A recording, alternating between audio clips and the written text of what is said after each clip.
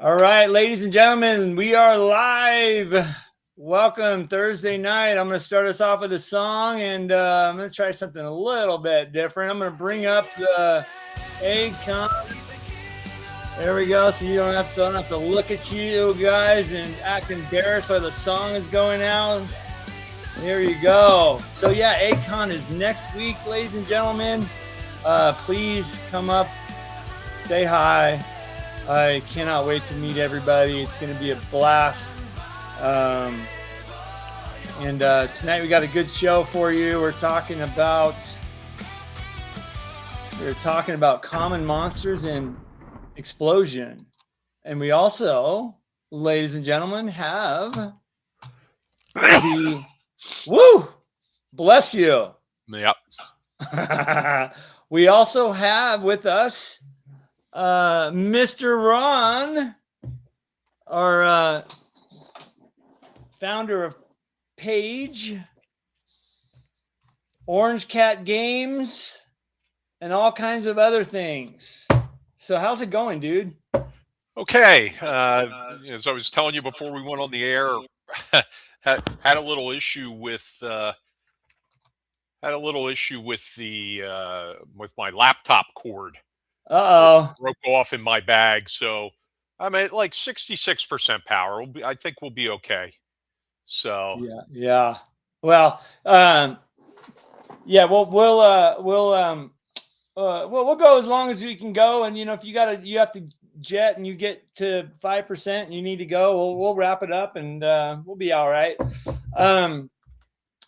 Yeah, you guys. So everybody, welcome. Let me go to the comments really quick here. We got Valmar Cleavers here. We got Dreg, Troy Allenman's here. Mark the Shark, Jeffrey Johnson. What's up? Where's that big mouth Blair? Yeah, exactly, dude. Where is she? Mr. Rourke. There she is. There she is, Jeff. Chris Carlton Webb. Yay, Jeff. Yay, Jeff, she says. Yay, Jeff is here. Yeah, so you guys, thanks for being on. We're gonna talk. So Ron and I have been talking the past couple of weeks, trying to get him on here because and tonight's the night. You got this new Kickstarter coming out. I wanted to talk about that for Orange Cat Games, and then we want to talk a little bit about Page. Not to Page is still ways out, even though it's a blink of an eye away. But we had Chad on here a couple weeks ago, and he did mention the new. And I'm going to switch. I'm going to put you on the top over here. He did mention the new Kickstarter you guys have for the adventure log system, which looks really cool. I'm a as a DM, I'm a big advocate about keeping track of every session, right? I run campaigns, and it's campaigns that I run or go. This current one's 103 episodes that we did was last night, was the 103rd. So keeping track of that kind of stuff is tough. And I use, for my NPCs, I use index cards, I use this, I use that. But it's really nice to have all your stuff in one spot. So it sounds like you have an answer for that, which, me, I'll go on and on and on, but I want to kind of turn it over to you and talk about what inspired this whole thing, your experience with it and what's it looking like. Sure. It's the Adventurer's Log, it's called, and it's a 44-page booklet. And basically, it's meant to be used by players so they can keep track of everything related to their fantasy campaign that they're playing in. So all their notes are in one place. So they're not using note cards. They're not using Post-its. They don't have a folded up piece of paper with their spell list. Oh, what was that NPC's name? Oh, what magic items did we find? Oh, what treasure did we find? Like, it's all right there, and it's meant to open up, and the page spread, the left and the right page, are meant to be the entire content of what you're doing. Got it. So, it's on very high grade paper. Obviously, I've been playing for a long time, 40 some odd years at this Yeah. point. And, I've always used something like this.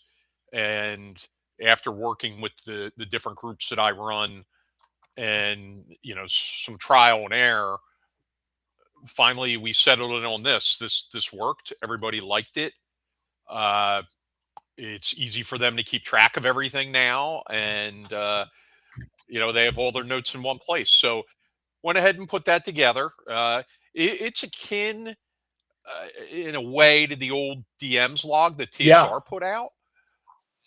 Except for this is specific to players, and I kept it very simple and it's system neutral.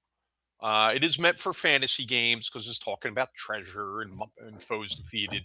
Could you use it for something else? Probably could, but we'll probably come up with a solution for modern games separate of this. And I can tell you, within the next few months, we're going to be putting together a game master's log that's similar to this. Got it. That's awesome.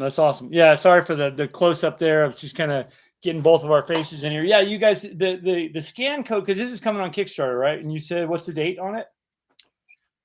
The 21st at 10:15 a.m. So if you want to jump in and follow it, that'd be great. That would be wonderful. We really want to get this out there to people and help get people organized. Because how many times have you lost your notes?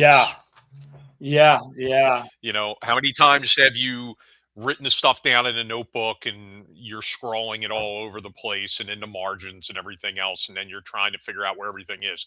This puts everything in a nice, neat little pattern, and it's everything you need. And there's some open area should you want to do something else. We got a question here from Chris Carlton Webb. Says, do you have a copy to show everyone? No, I'm in a hotel tonight, folks. I'm in Washington, D.C. Okay. There is no copy to show everyone. However, we might be able to get a video to Angelo that he can show. Yeah, is that on the Kickstarter? You're talking about the video that's you? No, there's an actual video thumbing through the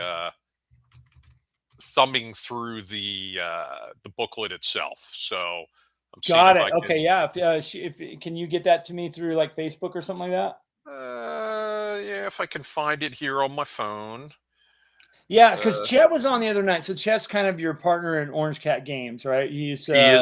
Yeah, we're partners. Yeah, and we did talk about it briefly 2 Mondays ago, I think. He was on, and we definitely talking about that. And I showed the video that's on the Kickstarter page. That's to that link, you guys. Let me actually throw the link in the chat too, so everybody can scan that code and that'll take you there. I see a couple of you guys scanned it already. Let me see here. Yeah, it's this code right here, guys. Scan that, it'll take you to it, but I'll throw the link in there too. But there was a video on there. Let me see if I can bring that. I'm going to bring up that Kickstarter page. Can I bring that up? Are you okay with that? Sure. All right. Let me see.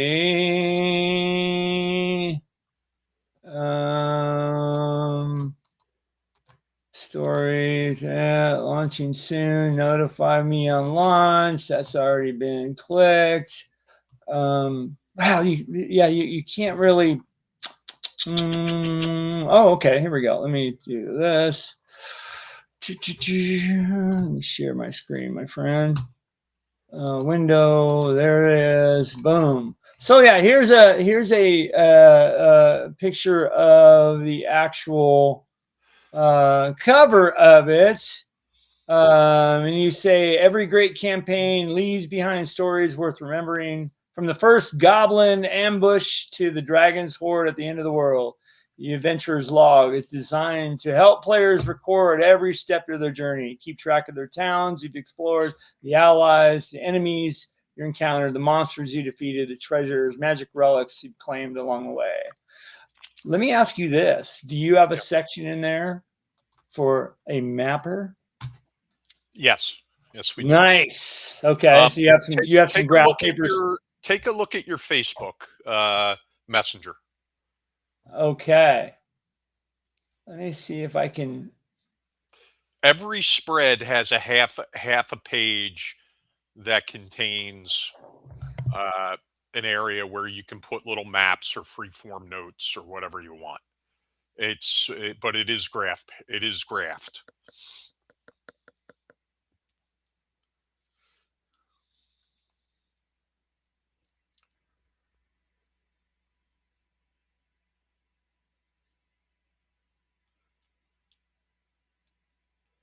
I see we have my good friend Troy Allman with us. We also have my co-host on Friday Night Live, Jen. Jen, the blind bard, is here. That's great. Jen's awesome. Jennifer Cash. So I can't hear you, Angelo. Hey Jen, how are you? Let me bring this up. I just downloaded it. You just sent it to me, so I will bring this up in my Oh, look, player. Chet's watching. That's Oh, what's good. up, Chet? And we've got of course, Troy Allman, one of the most uh, generous people with his time and his effort out there. We've got Phil Wirt, who's director of operations for Page, is here. Nice, nice, nice. John Collins, thanks for jumping on. Shellback, I see you. Yeah, Chet's in the chat. LOL. Okay, I'm gonna bring this up. I gotta. You muted yourself again. Talk to the finger.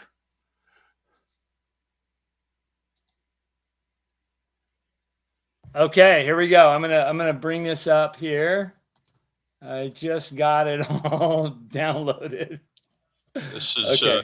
This is my wife opening the box when they arrived. Yep. Okay. Give me 1 second And here. of course, just like today, I was traveling for my real job, and I wasn't home. So Yeah. Okay, I'm gonna do that. Let me screen share this bad boy. I gotta grab the screen there. Okay, here we go. All right, you guys ready? you don't have no volume. You don't have any volume. No sound. No sound, huh? Okay, give me 1 second. Let me see. It won't do the audio on it, huh? Okay. Stop, hide, replace. Interesting. You didn't hear anything, huh? I definitely heard it.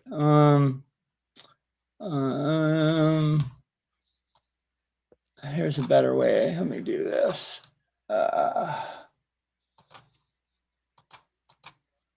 Okay. And okay, one more time. Facebook. Okay, let me know if you hear this. Okay, here we go.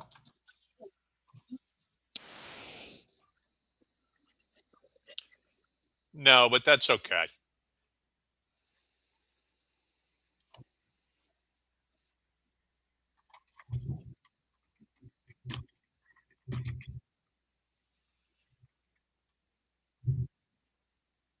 There's my home address on that label box. Everybody freeze it, and you can send me hate mail there.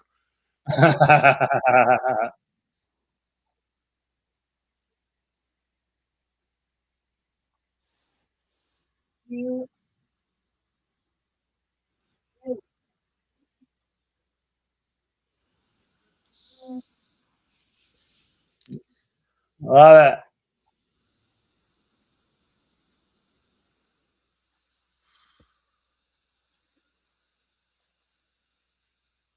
Angelo, I think what you would have to do, just not that we're going to do it now, but you would have to save it and then upload it to Restream as a video asset. You don't have to do it now. I'm just saying that's how you I'm gonna do it. I'm gonna do it. Oh, you're doing it. Okay. I'm gonna do it. Yes, you are 100% right. I need to upload the video. It's gonna take a second, but yeah, I want to hear you guys got to hear the commentary. It's excellent. That's your wife too, right? Yes. Let me do this real quick. It might take a minute to upload this, but anyways, so yeah, what kind of inspired the whole you know, just and you're talking about also doing a DM's log too, right? Which I think a lot of people on here would probably would appreciate too, right? Yeah, I think so.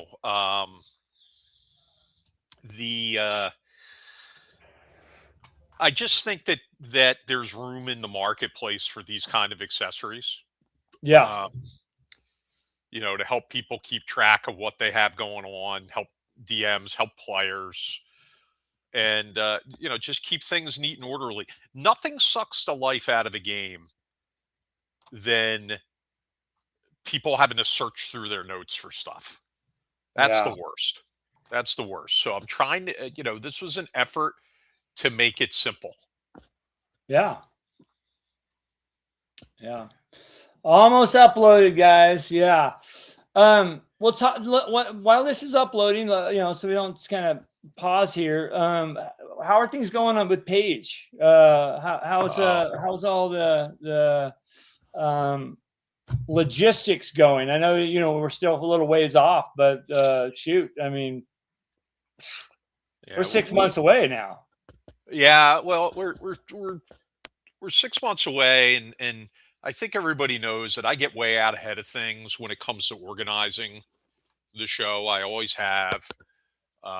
You know, we sell tickets early, or we sell vendor space early, we take events early, and we open up, you know, the individual event signups early as well. And you know, our event signups for certain badge types start August 7th. We're right around the corner from that. So, you know, the I got to events get my events in. Yeah, you do. I was whipping on you today about it. I As a matter know. of fact, I already know what I'm running a Ravenloft game. That's, you know, and a couple other AD&D games. So I already have them. I just got to put them down on paper for you. You know, we have a great lineup of guests again this year. Yeah, I think we're known for all the guests we bring in, and you know, we did add some new people this year. You know, some dude named Angelo. I don't know. You know, I got to ask. Thanks so much. But we also we added Jim Zub, who's a big you know, who's somebody who's not only big in the comic book industry but in the RPG industry. Nice. You know, we have a whole Conan theme going this year. Yeah, I'm looking forward to that. Yeah, cool. And you know, so many people who are either Robert E. Howard scholars or you know, pop culture experts or literary experts. We've got Sean Curley, who's the guy who does all the presenting for the official Conan the Barbarian YouTube channel, which is sponsored by Heroic Signatures. You know, of course, Jim is the steward of which way Conan's going in within comic books. We got Jeff Shanks, who's just an absolutely brilliant Robert E. Howard scholar. Mark Finn, same thing. He's a Robert E. Howard scholar. Matt John, who is the designer of the new Conan the Barbarian RPG. Yeah. Conan the Hyborian Age RPG from Monolith. And that's a game I love. Weren't you playing that the other day? You sent me a picture, or I We are Do you playing like that it? actively. We have a good time with it. Oh yeah, absolutely. It's an excellent system. Yeah. Excellent system. You can get right into it. It's easy to follow. It's easy to teach. Yet very flexible for players. You're not beholden to character classes per se. You pick a background, and then based on your background, you can go in a bunch of different directions through skill buys, experience points. You don't level up. You buy skills or you improve skills, um, and some of the skills are really great and makes every character different. That's awesome. And yeah, it's a lot of fun. You ready for this video? So yeah, all right, sure. let's see if we can do it. That you know, All right. unfortunately, guys, sorry we didn't kind of plan this out as far as the videos and all. We would have had it ready, but you know, life gets involved. So here we go. Hey there, welcome to Orange Cat Games. We're very excited. We just got a shipment, a very important shipment. You hear it, guys? That we're going to unbox right now. Yes. So join me. All right. Gentle slicing. Let's lower the blade so we don't damage anything while we're multitasking here. Ooh, what could this be? What could this be? It is, in fact, our new adventure logs. Here we go. Look at those bad boys. They are gorgeous. Gorgeous, gorgeous. But hold on, I'm going to open this up. Okay, fine folks, we have moved to the desk, my desk. There's no room on Ron's desk. And we're going to take a look at what's inside. So in front, you see this gorgeous golden amber cover for the Adventures log. I'm going to turn this sideways so we get a better view. We can spread this out. Cover has a troop of intrepid adventurers waiting to make their way through whatever adventure or tragedy or travesty you intend on sending them on as the game master or the DM. All the art in here has been done by Chet Minton. Additional illustrations have been done by our friends Stan, Joey Dossel, Lynn Redder, and Chandra Ryer. The adventure log is clear and clean with big print, big spaces to write in. Space for your session notes, and of course, special little illustrations. I bet you can guess who did those. With enough space to write everything that you need to write about, including your experience earned, magical items obtained, which I'm really bad at because I always write these on scraps of paper and then I lose those scraps of paper. So I probably have lost many magical items that I could have used and not had my character die. It's hard to do this one-handed.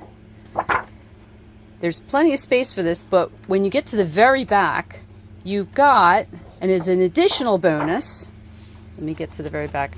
I'm sorry I'm so like all over the place with camera work. It's very hard to do this one-handed. Although when I broke my wrist, I did everything left-handed, but I've since lost that skill apparently. Here we are. Okay, it is the last page. So you get a space for your last will and testament, which is important because, I mean, just like Tom Cardy says, loot that body. But if you don't want your body looted and you don't want to lose your gear and you want to bequeath it to the rest of your team or your party, you really should determine where everything is going in advance, which is a responsible thing to do, especially since in Dungeons and Dragons, it is pretty much like loot that body. And then on the back cover, we've got another fabulous illustration. Beautiful colors, whimsical logo, of course. And all this can be yours in our next upcoming Kickstarter. I hope you pledge. We'd like you to enjoy this as much as we had fun enjoying making it. See you soon.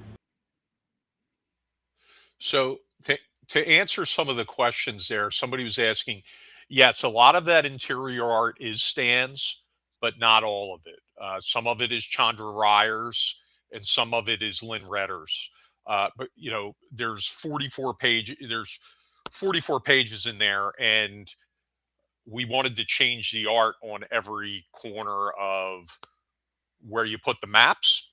And so a lot of it's from Stan, some of it's from Chandra, some of it's from Lynn, and the interior cover art, that was Joey Dossel, and then of course the front and back covers, the color arts from Chet Mitten.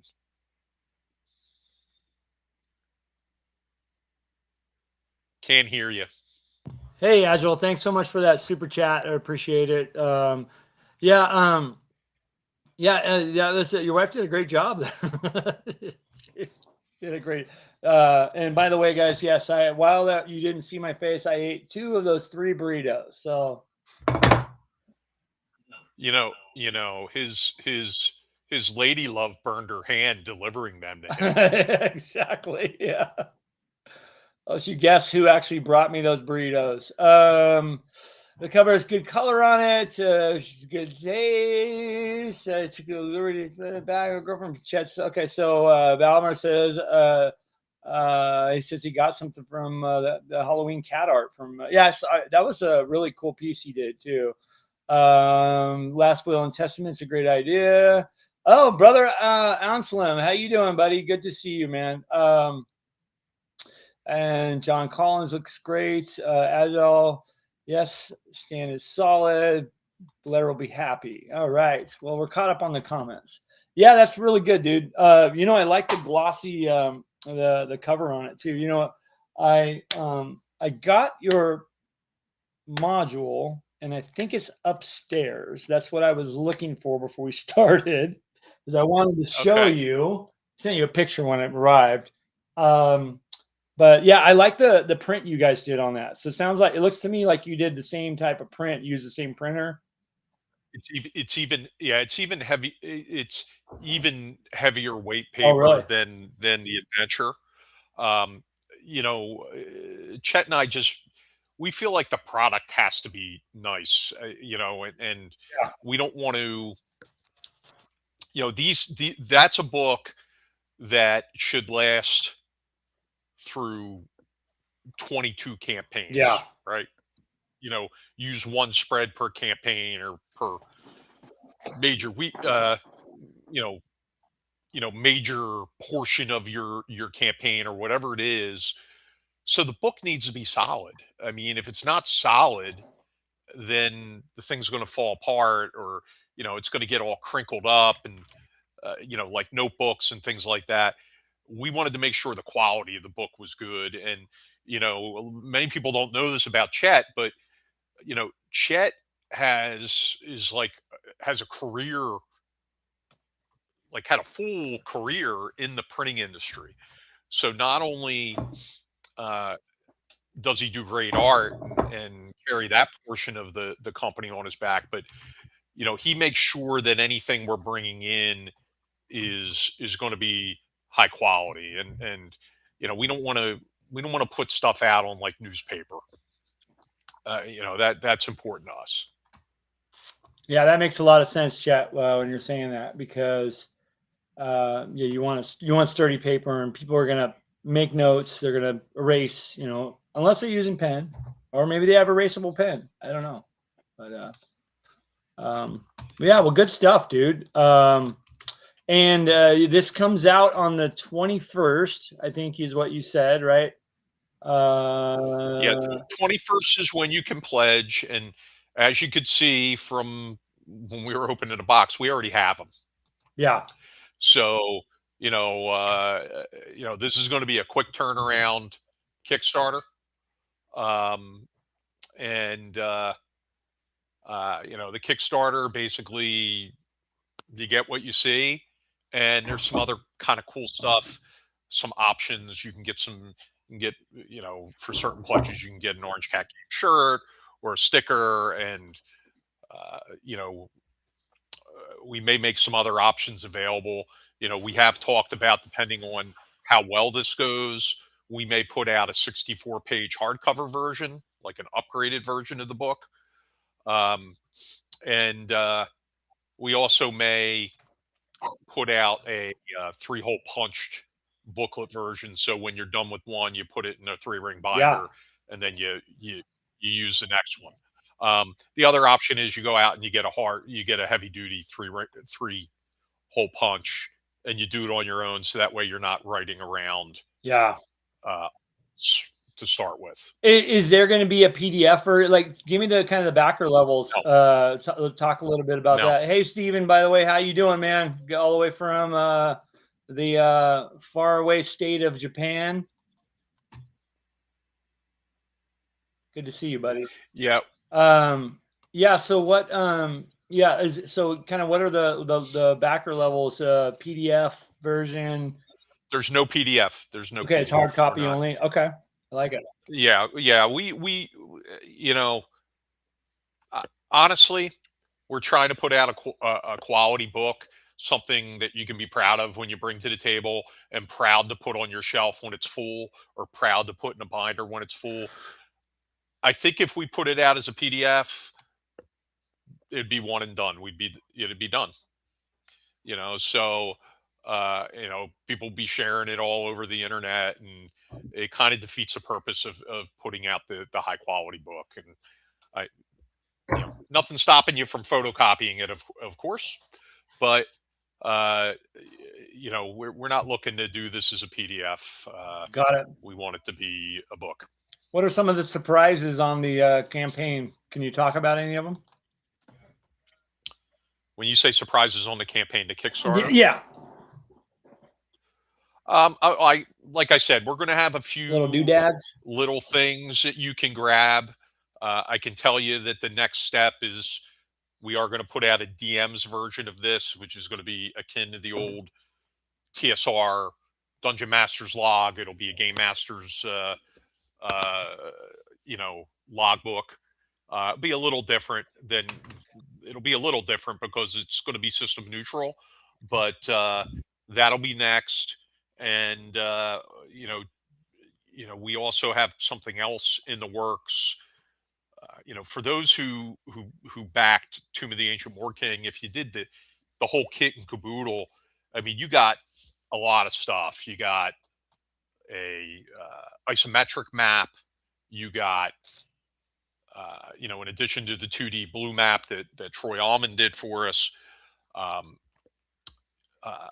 there's an illustration book that Chet did, like an old school illustration book, like what was in Tomb of Horrors and things like that. There's one of those for the adventure as well.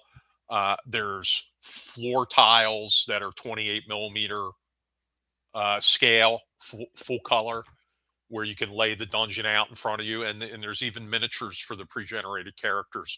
So we're coming out with another kind of sample encounter space, we're going to call it, like an epic encounter space, and it's going to have a lot of bells and whistles to it, and that's called the Dark Fountain. So we're looking forward to that, and that'll be launching relatively soon as well. Yeah. So last page you guys had the kind of, well, maybe it was the page before, you guys had that your module come out for that, and I think you that was for page. Yeah. Right? So are you guys doing anything special for this page coming up? Yeah, we are. We're going to have not one, but 2 books of encounters. We did have a book of encounters last year, and they're submitted by the attendees. Nice. And then we take them and we publish them as a page specific item. We're actually going to have 2. We're going to have the page book of encounters for page 4, and then we're going to have the page book of encounters, the lost pages, because we didn't have any years 1 and 2. So we're going to kind of go back and fill in the gaps there with another book. And, we're really looking forward to that. And maybe we might put out a something else. the continuation of Tomb of the Ancient War King, because Yeah. anybody who played that adventure, at the very end there was something revealed, but it also opened up the door for another mystery. Like, well, okay, we found the Moor King, or maybe we didn't, maybe we died, but where's his wife buried if she's not buried here? Spoiler alert. Yeah. Yeah. So the search for her resting place is in the works as well. So maybe we'll get that out. One of the reasons we went to Kickstarter with Tomb of the Ancient War King is because we limited it to 100. We didn't realize what the demand was going to be, and they sold out to convention attendees on pre-order in 36 hours. They were gone. Yeah. People gobbled them up, and there were people screaming that they wanted more. What do you mean I have to pick up at the convention? And so it became one of these items that people really seemed to want.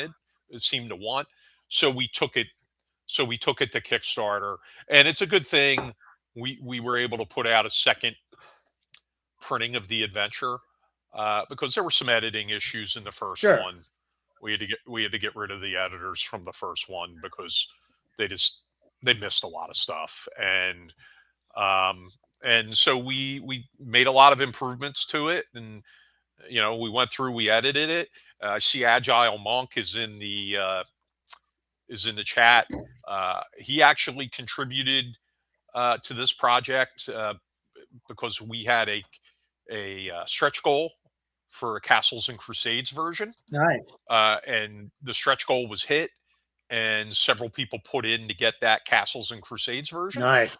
And so ultimately he ended up writing that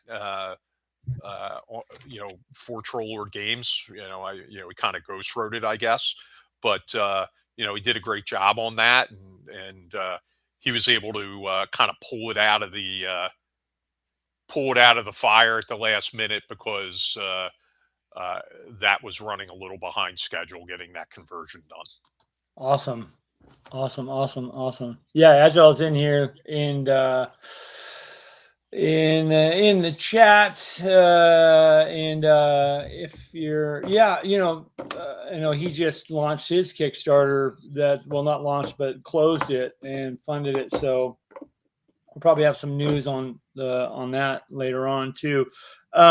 So these are already done too, guys. So you're doing a 30-day campaign in Kickstarter, or is it a little longer? Or? We're gonna do 30 days. 30 days. Yeah. Okay. So fulfillment would be immediately. Yeah, very after. quickly, right? Yeah. That's awesome. Yeah. So I mean, probably could have that in your hands by what, end of August? Yeah.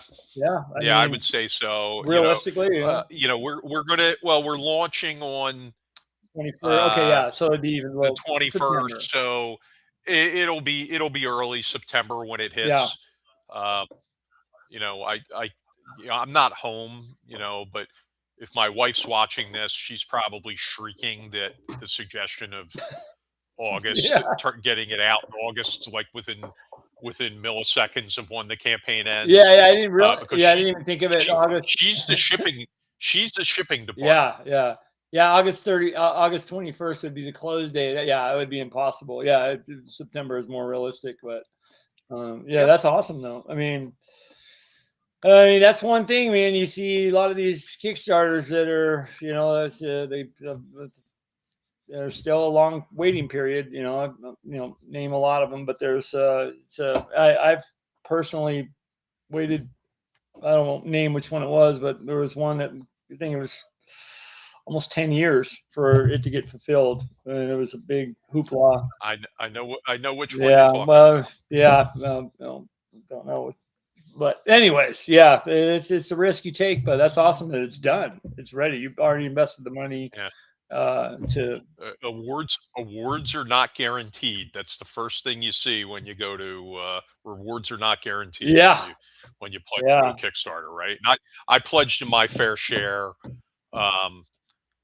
Recently I had one that dragged a little bit. It was Druna from Heavy Metal Magazine. It was a Druna compilation. Oh, okay. And they were way late on delivering that, and a few other ones that I backed are a little late, and that's fine. I think we're a close knit industry, and as long as you don't have a history of ripping people off, yeah, people generally are good with waiting and backing. If you're in with the online community for gaming, everybody knows each other. Yeah. And, it makes it a lot easier to fulfill these things. And I think it means more to me, when I go ahead and I buy something or I back something, I try to back everything that anybody I know does. I mean, it helps that if I'm interested in what it is, but if somebody's doing a Kickstarter and I know them or have had interaction with them, I'm going to support that. Yeah. That's what and of course, I think we all kind of live by this: is you support the people who support you. Yeah. Yeah. So that's important. Yeah. Did I wanted to ask you about because in the module you okay, so I just did a video talking about the OGL and that kind of stuff. So what licensing did you guys have to use with this product? Because it's generic, right? There's nothing, right? There's no licensing. Right? Yeah. Nope. Now, what about the module that you put out prior to this? Is there anything in there? I don't remember seeing anything in there. What are the limits on that where you don't have to? So back up. For Orange Cat Games in the module you guys put out, did you have to use any kind of licensing at all? No. Okay. So because you're familiar with, and a lot of people love to talk about this on the channel. So because you're familiar with this, so at what point do you have to? We don't know. I don't know, but we didn't carry anything over that was listed within the licensing requirements. So the fact that you use AC and hit points, that's just a generic thing. Yeah, those are generic terms at this point. Yeah. That's that.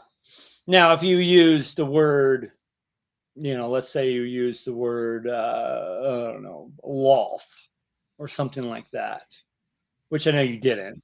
Well, there's a list in the licensing that you can read what you can and can't use. So, you got to guide your hand accordingly. I'll have to check that out. So, yeah. Blair's asking, how hot was it today, guys? Here was about in the upper 80s, which is really nice. I love it. Valamar, who's in SoCal, said 97. 92. Yeah, it's summertime, guys. So yeah, how's the weather back east for you guys? I know you're going through. It's wet. It's wet now, huh? Is it? It's so you got the heat, and then now you're at the storm that came in. Mm-hmm. Well, that's always fun. Got to be humid, huh? Yep. Val Gav, yeah. So that's all, that has to be pretty liberating. No licensing, stuff like that. You don't have to worry about anybody, answering to anybody. That's really cool. Yeah, the adventure log looks good, dude. I definitely know that there's going to be a big market for the DMs, the GM's guide, if you call it that. That's going to be something that also will people will salivate over. So, and I hear that Yeah, I'd like to. And Chet is in the audience here. I'll see you soon at AidCon. So who's all going to be at AidCon this year? I know you had to back out for work reasons, Ron. Where will people see you next? Oh, where will I be next? I will be at the 20-sided tankard, which is John Harford from oh gosh, I'm just drawing a blank. Fox and Board Games. That's his one-day convention. I'll be at Where's that at? Bensalem, Pennsylvania. Okay. It's a one-day convention at a brewery. I'll be at ShireCon up in Connecticut, northwestern Connecticut. I'll be at Gamehole Con. I'll be at Katahdin Con up in Maine. So yeah, I'll be a few places between now and the end of the year. Are you driving to Maine or are you flying? I'm going to drive. Yeah. How far? Yeah. How long is that drive going up the New England coast? It's 4 hours to Chet's house, and then I'm going to sleep in the passenger side of the van. Chet's driving. I love it. Yeah, good stuff, dude. Oh, and I never got to ask you too. Like, how was Concoction? I know we talked a little bit about it before. Yeah, Concoction went great. We had over 900 attendees, which way exceeded our expectations. Yeah. It was we left it very vanilla. We didn't have a ton of special guests. We didn't pull out all the stops, so to speak. We wanted to make it a regional South Jersey gaming convention, but people still came from around the country. Yeah. To attend, and the feedback's been great. I didn't get any complaints from attendees, so we didn't have to worry about a bunch of special guests. And I love special guests. I mean, I think they're great for the convention. I think they're great for the attendees, but it's a lot of logistics, and having fewer of them worked out for Concoction. And it is in a smaller venue. It's in a convention center that's only 40,000 square feet. A lot of gaming. There was a ton of gaming. Yeah. On Saturday, every table, every seat. That's awesome. So it was outstanding. We didn't have an auction. Which will change that next year. Yeah. But honestly, it really came down to, a lot of our staff is from around the country for Page, right? Yeah. We didn't bring in staff, when staff was asking like, hey, you want me to come in for this? We're like, no, it's okay. We think we have this, because you don't want to put too much strain on your volunteers, too much strain on your game masters, too much strain on your sponsors, constantly asking for stuff or asking for effort or asking for support. Yeah. So we didn't want to push it. But as the convention started to get closer and we were seeing all the ticket sales and everything, all the badge sales, we said, okay, so we got to go that route. Yeah. So we didn't have a ton of staff there is really what it came down to. But you know what? The staff that was there, they did a great job. There were no hiccups. There were no backups at registration. Everybody was able to find their tables okay. All the vendors, got to their places. We were able to test out some different wayfinding methods.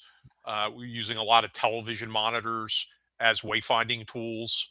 And we learned a lot from the show. That's awesome. I'm going to put the link. I'm going to put the link to this coming up Kickstarter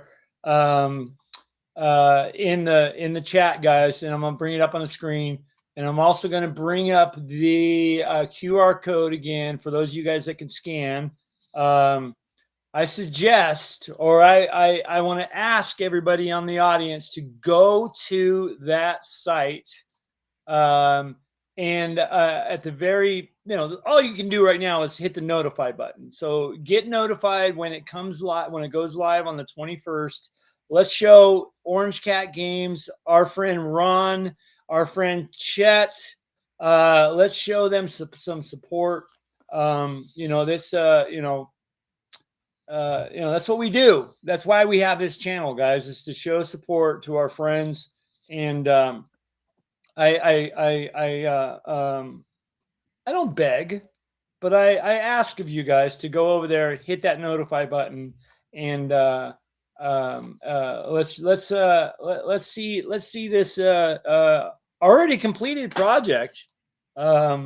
Pretty much, right? I mean, we can call it that, right? It's the product's done. Product's done. You just got to pay for it. It's done, printed, and shipping, and boom. And Ron's lucky he doesn't have to do the shipping. So let's flood his his wife with orders. So go over there, guys, and let's do that. Let's check it out. And Chet and I, and of course, be remiss if I didn't talk about Jen Glazer, who's part of the Orange Cat team. Jen Glazer, yep. She popped on here. The three of us really appreciate any support that you can lend the project. Yeah. Yep. Yeah. Take care of yourself over there, Steven. Yeah, I see he's got a typhoon warning. He's in Japan. He's I don't know if you know Stephen Clements. He's a good friend of ours. And you guys, by the way, too, if you're listening right now, hit that like button on this, and if you're not subscribed to this channel, please subscribe. Also, Ron has paired his Philadelphia Gaming Expo YouTube channel on there too, so go subscribe to there. He does a live stream every Friday night with Jen Glazer's on there. The Blind Bard is on there. Unfortunately, you're on there too, Ron. Chet's on there sometimes. Phil, Ed Starr. Yeah. This week, our special guests on that show at 9:30 Eastern on Friday are Professor Dungeon Master, whose massive Kickstarter is going to launch next week for Deathbringer. Yep. Which is Shadow Dark compatible. I'm really excited about that. I'm really happy for Dan. Dan's as important a special guest to Paige as anybody else. He has helped the show so tremendously since year one with his enthusiasm for it. So I'm really excited he's getting this off the ground, and he's getting ready to retire from teaching. So this is the second career for him, and it looks like it's going to be a huge success, and I can't wait for it to happen. But we're also going to have Troy Allman from Cannonball Publishing, and we're going to have Mark Hunt, Gangbusters BX designer. Awesome. And of course, all three of those guys are going to be special guests at the Philadelphia Area Gaming Expo in January. Got it. That's good. Yeah. So go over there. This will be that he's talking about tomorrow night, guys. So tomorrow night, go over there and check it out. There's your QR code, you guys. Sorry if I was too fast, but yeah, scan it, you guys. And I'll put in the chat. I'll put the link again so you guys can click that. So you got two methods of going up there, checking it out, and yeah, man, it's gonna be good stuff. So definitely appreciate you having me on the show too. Yeah, and I do see somebody is in our green room drinking back there. some curmudgeon, some old curmudgeon. And I'll let the elderly gentleman. I'll let the serving ladies leave, so we just see him instead of all the things that happened back there at the green room. But here comes our very one and only Chris, headed to EggCon. Clark. Yeah, I almost missed Ron. I can't believe that. I mean, his computer is about ready to die too. So he made it this far. We need to get him a new Kickstarter for new computers. What we need. Yeah. No, it's just you know what, the cord. Yeah. I don't know if you can see this, but I must have left it plugged in when I traveled last. And we'll need the prongs. Yeah, it broke the. Let me see if you can see this. It's not a Dell, is it? No. Okay. Dell is known for having not great. Yeah, we can see it. You can't tell what it is. It snapped the head off of it. So I'll just go. I'll run out tomorrow after my work meetings here in DC, and I'll run over to Best Buy or something like that, and I'll get a temporary one. I already ordered one, but I do need it for tomorrow night, obviously. So, but there's. I actually am well intended. Yeah, there it is. Is it a USB-C? It's a USB-C, but I can't just plug a USB-C. Yeah. Into this, it's got to be a full-blown. It's got to be higher amperage, probably. Yeah. Yep. Yeah. You guys. I've ate all 3 burritos, so they were very good. Yeah, that's a lot of burritos. I'm actually pretty full. So were they bean burritos? They were chicken burritos with beans and rice, and not beans and rice, beans and corn. Yeah. When you have the bean ones, that's why I'm glad you're in Montana. So, Yeah. Beans don't affect me like that. Oh, sure they don't. Okay. Just food. It's good you think that. Yeah. Just food. Food does. Oh, okay, right. Just you, Chris. You're the one who affects. No, yeah. Okay. So, question for you, Chris. Yes. Do you have your games ready for Ron for a page? I do. Well, they're already. Wow, I am slacking. Crap. Well, I'm running the then perfected versions of all the stuff that are premiering at EggCon this year. So, and I may add a few more yet, Ron, but they'll be, Johnny come latelys, as it were. I really do, by the way, intend to get on every single Friday, and I generally just sleep through your program because it's right at the point after my dinner. It's easy to fall asleep during the program. I understand. When you're an old fart like me, it's Yeah, an old gnome. Pretty old. It's and at least my T-shirt doesn't read backwards, so But I think that's your fault, Angelo. Yeah. You look. You got a gnome shirt. I crested page 114 today on Ritual of the Golden Eyes. So. Oh, all right. That layout is almost done before I get to move on to the next 3 layouts. Yeah. Chat thinks that you're in bed by 8. I am, but that's 8 a.m. And usually, that's the middle of my snooze time is like 8 a.m. I am up by the crack of 11 though. So yeah. Chris is a night owl. Yeah, kind of. Yeah. I think you forget that I'm also 2 hours behind you. You're 1 hour behind. No, 1 hour behind you, and you're 2 behind Chet. That doesn't prove my point though. Yeah, because you'll. I'm always nervous when you're behind me. It'll be like 2 in the morning when I get a text from you, and I'm like, wait, it's like 3 in the morning where he's at. What's going on there? Yeah. But Angelo, people say that you never leave your friends behind. Yeah. Anyway, all right.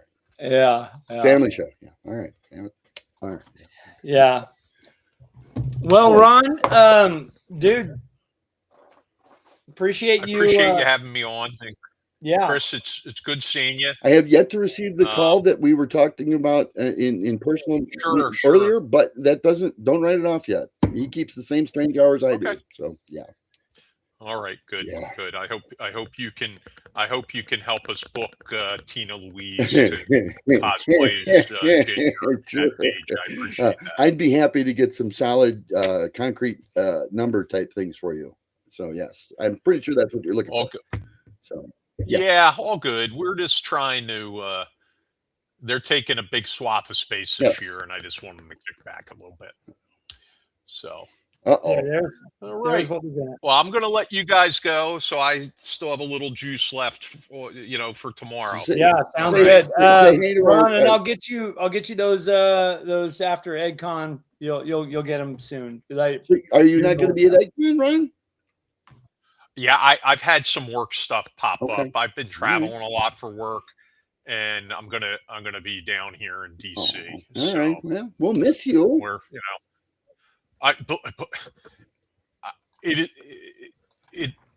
Yes. It's literally crushing my soul that I'm not going to be there. We'll get you some new shoes. Oh, not that soul. No, it It'll sucks. be okay. I had to skip ttrpg con this year. I know, but you know what? There's other than wanting to see Paige be successful, nothing has meant more to me in my to see EdCon gaming career than to run that Gary Gygax auction, the scholarship auction, and to not be there to run that really really bugs me. It really it hurts. So I can't really say it any more direct or true than that. I mean, it's really kind of crushing to me.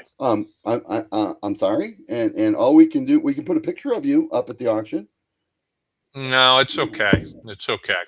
I'm sure Bad Mike will do a good job. Yeah, he'll be so, he'll be yeah, he'll be okay. This as long as he keeps his clothes on. Well, he'll be okay.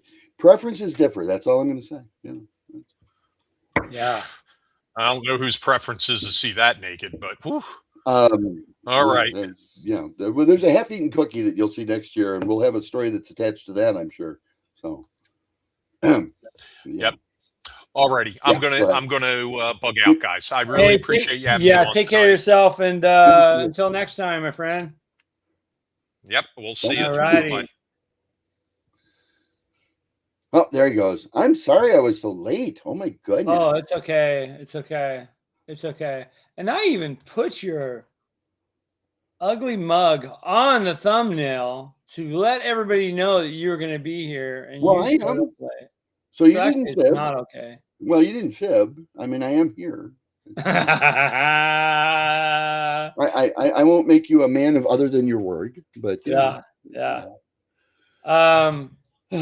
So yeah, Chris, we were going to talk about, the common monsters that, the toolkit, the monster toolkit that people seem to have, you know what I mean? And every DM has a kind of not a go-to group of monsters, but, kind of the ones that, because I'm very big on ecology in the dungeon, and there's common things that are in dungeons, and I just end up using them, not repeatedly, but repeatedly. You know what I mean?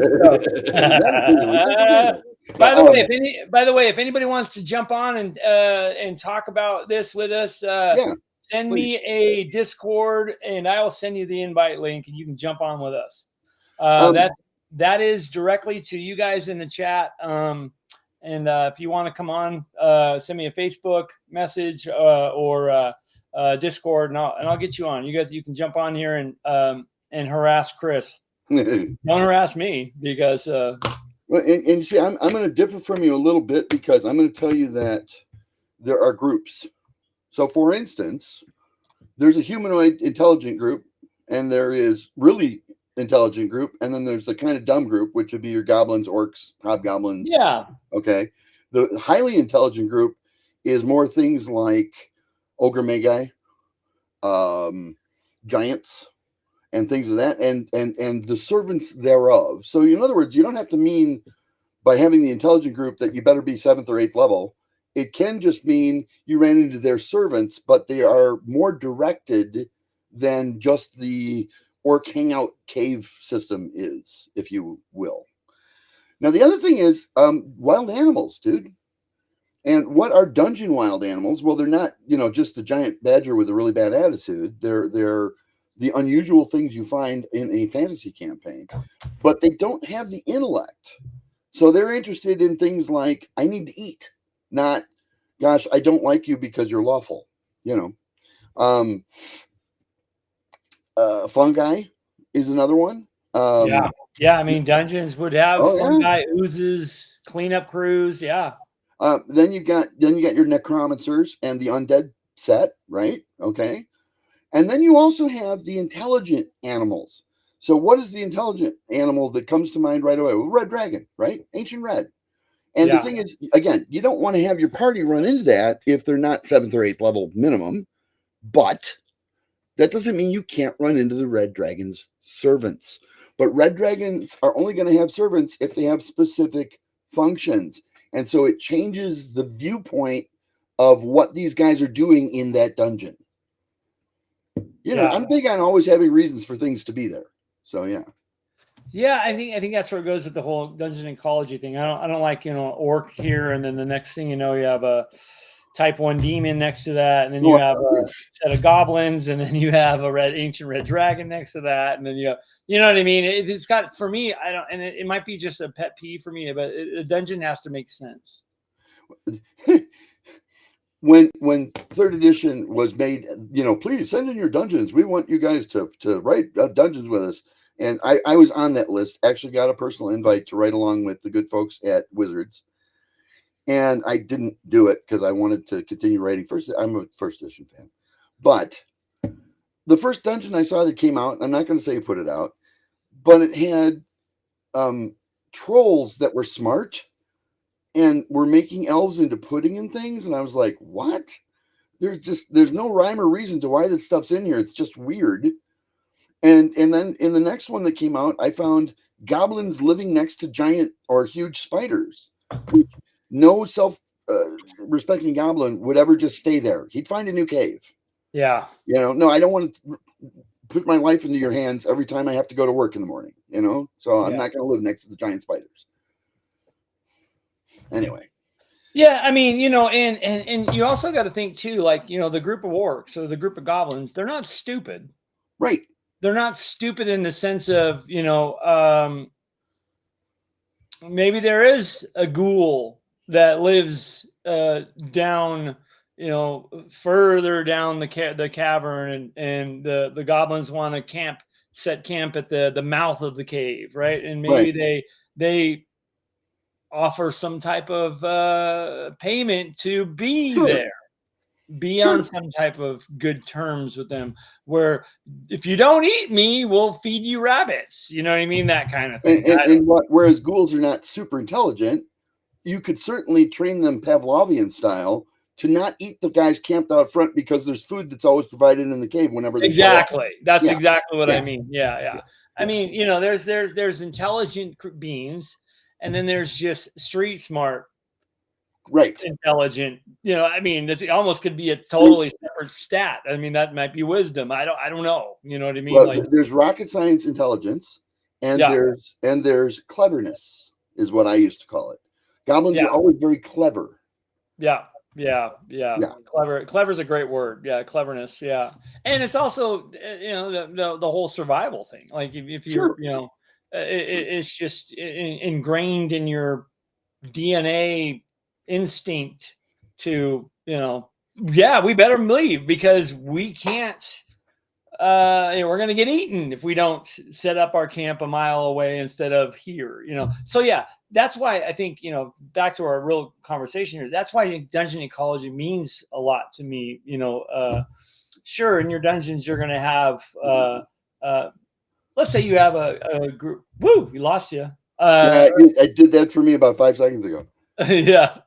Yeah, you blinked out. I just it's interesting because dungeons will have a couple things in them, right? They'll Right. usually have a controlling faction, somebody, whatever. Then you'll have like cleanup monsters. You'll have things in there that are just, depending if it's a manufactured dungeon or if it's a cave complex, you'll have fungi in there. Like you're saying, you have all that neat stuff. What do you like to put into your I'm an economist by training. So the first thing I look at is why this cave? Yeah. What is it about this cave that attracts things? Maybe it's just a water source. Maybe it's a water and a mushroom source. Maybe it's a water source and there's some silver in the back or something. But there's always a set of circumstances that attract monsters to that cave. Maybe it's the only cave on the edge of a desert that has water in it. Yeah. That's going to be a real popular cave. Yeah. And of course, then you're maybe it has a mineral that is easily mined. Well, like salt if you're in a desert. Exactly. Maybe it has a copper vein in it. Well, and now taking a step further. Well, salt, of course, because otherwise you die with a desert, no salt. But if you take it a step farther, if things are constantly drawn to this cave because it's the only cave on the edge of the desert, it's also going to draw the desert predators because they know there's always something going to be at the cave. Oh yeah. It's just like that watering hole in the middle of the African desert or the Sahara, the savannah. It's going to attract zebras. It's going to attract gazelles. And who's going to be hanging out around it? The lions. You betcha. When you start by identifying the resources that the cave represents to, let's call them native populations, because they can be any one of those groups that I mentioned out front, right? When you start with the resources, the rest of it tends to fall into place. It's really nice. So start at the center and move outwards rather than the other way around. Don't say, okay, I want to have goblins at the other edge of the desert. Why would they be there? Start by saying, I have a cave at the edge of the desert that has water in it. What would be attracted to it and what would force other things out of it? Which is why, all the goblin caravans that hit the desert always have a big water truck with them. One of the wagons has nothing but a big barrel of water on it because they aren't going to stop at the cave. For whatever that reason might be. Another thing too, I think, and this is probably great advice for, people creating meaningful dungeons that feel, because your goal is as somebody that's creating it for your group, whether it's a one shot or whether it's for a campaign, is you want to make it feel alive. You want to make it feel real. So I always try to think like, okay, I have this group of X, Y, and Z in here, and maybe this kind of collection of things from the monster manual that are in it. Well, I think of it as a DM, they live there. Right. So they're going to have places they use the restroom. They're going to have places that they, store their food, places that they cook their food, places they sleep, places prepared against intrusion. What kind of clothing do they wear? Do they wear hides or do they wear cloth? If they wear hides, they're going to have a place to strip the animals and tan the hides. And why? A place where they're preparing their food that they capture out in the plains and they bring it back or whatever. You're thinking of, we're talking about maybe goblins. You know what I mean? They have survival instincts. They are hunters. They are gatherers of some sort. They are they live. They have families. They have they're not just there waiting for the party to come and kill them. Right. You know what I mean? They're there. Right. Yeah. They're living there. So that's why I think when we talk about dungeon ecology, try to think of that way. You know what I mean? Like it's not just you walk up to the door, listen at the door, you hear them, you kick the door, you kill a monster, you take the treasure, and if you're playing gold for XP, now you have XP. Okay, we get it. But there's a lot more to that. There's more to that in the fact that A, they're going to be prepared. B, they're going to have living quarters and places they do certain things, and maybe they'll have some type of relationship with somebody else in there. You know what I mean? Like where they could ring a bell and you scratch my back, I scratch your back. You know, if we get attacked, we'll help. If you get attacked, if we get attacked, you help us. You know, those kind of things. Those alliances that we talk about. So there's a lot of really interesting things you can do with we both that agree. kind of stuff. We both agree, for instance, that goblins are clever, right? So they're not the smartest tools in the shed, but they're clever. They know how to survive. They may not know how to build the machine that brings water into the cave. Yeah, they're not. But they can trick the guys up the road into bringing it for them. Why do they like gold? Well, they don't most likely like gold just because it's shiny and yellow. They like gold because they can swap it with the hobgoblins that are 2 days, travel to the north for this, and this. And by the way, the hobgoblin armor is a lot better than the stuff we can make here. The plate mail that they make where it's just sewn to the leather plate sewn to the leather. I mean, it's great stuff. Yeah, it's funny you even say that because I had a comment on one of my videos, and Jameson, I see your comment. Well, we'll get to the comments here. I'll make sure you guys get acknowledged. Somebody put a comment on one of my videos like, "Well, I never understood why monsters like treasure." Well, that goes to what we're talking about right here. Maybe goblins want something that's in a town, or maybe they use it as a currency within themselves, or maybe they use it as a currency with the hobgoblins or with the half orcs that can go into the village and buy a 10-foot pole. You know what I mean? Or just that's a weird. You can follow the alignment chain up both sides. So you can follow it up the lawful evil side, the chaotic evil side, the lawful good side, the chaotic good side, and it will lead to different groups that do commerce. But gold is commerce. Everything uses gold. Well, why? Because eventually it winds up getting donated to gods at the far end of the scale, right? Yeah. And what do the gods need it for? Well, they use it to fund their activities on prime material. I need a new temple. Here's some money. I need some followers. Here's some money. Go buy yourself an army. Here's some money. Whatever the case might be. Yeah. So I was I didn't really get back and forth with the person that said that, but I said why would they not? That was my answer. Well, why would they not want gold? Why would they not use that as a currency? I mean, it's used. Okay. It's used between humans, it's used between elves, it's used between dwarves, it's used between halflings, and that. Why would it not be? Yeah, there are different commerce chains, and there is some overlap on commerce chains. Yeah. So chaotic goods will trade stuff with lawful goods, but chaotic goods will also trade stuff with chaotic evils if the price is right, so to speak. Yeah. And why would a demon care about gold? Well, because he'll use the gold to bribe these guys so that he brings in more blood and souls, or whatever it is that he values. Yeah, but not everybody trades in baubles. Right. Correct. And sometimes it's just influence. Yeah. If we can borrow from the headlines of today, sometimes money is just influence. I ain't going to go into the politics. Don't worry. But both sides will tell you money. Give you the disclaimer. Remember, Chris, no politics. Yeah. Well, and again, all sides would agree money is influence. Money is influence. And so why is it not like that in D&D? It is in my D&D. Well, that's what I'm saying. That's what I'm saying. That's the reason. That's the whole reasons monsters have treasure in.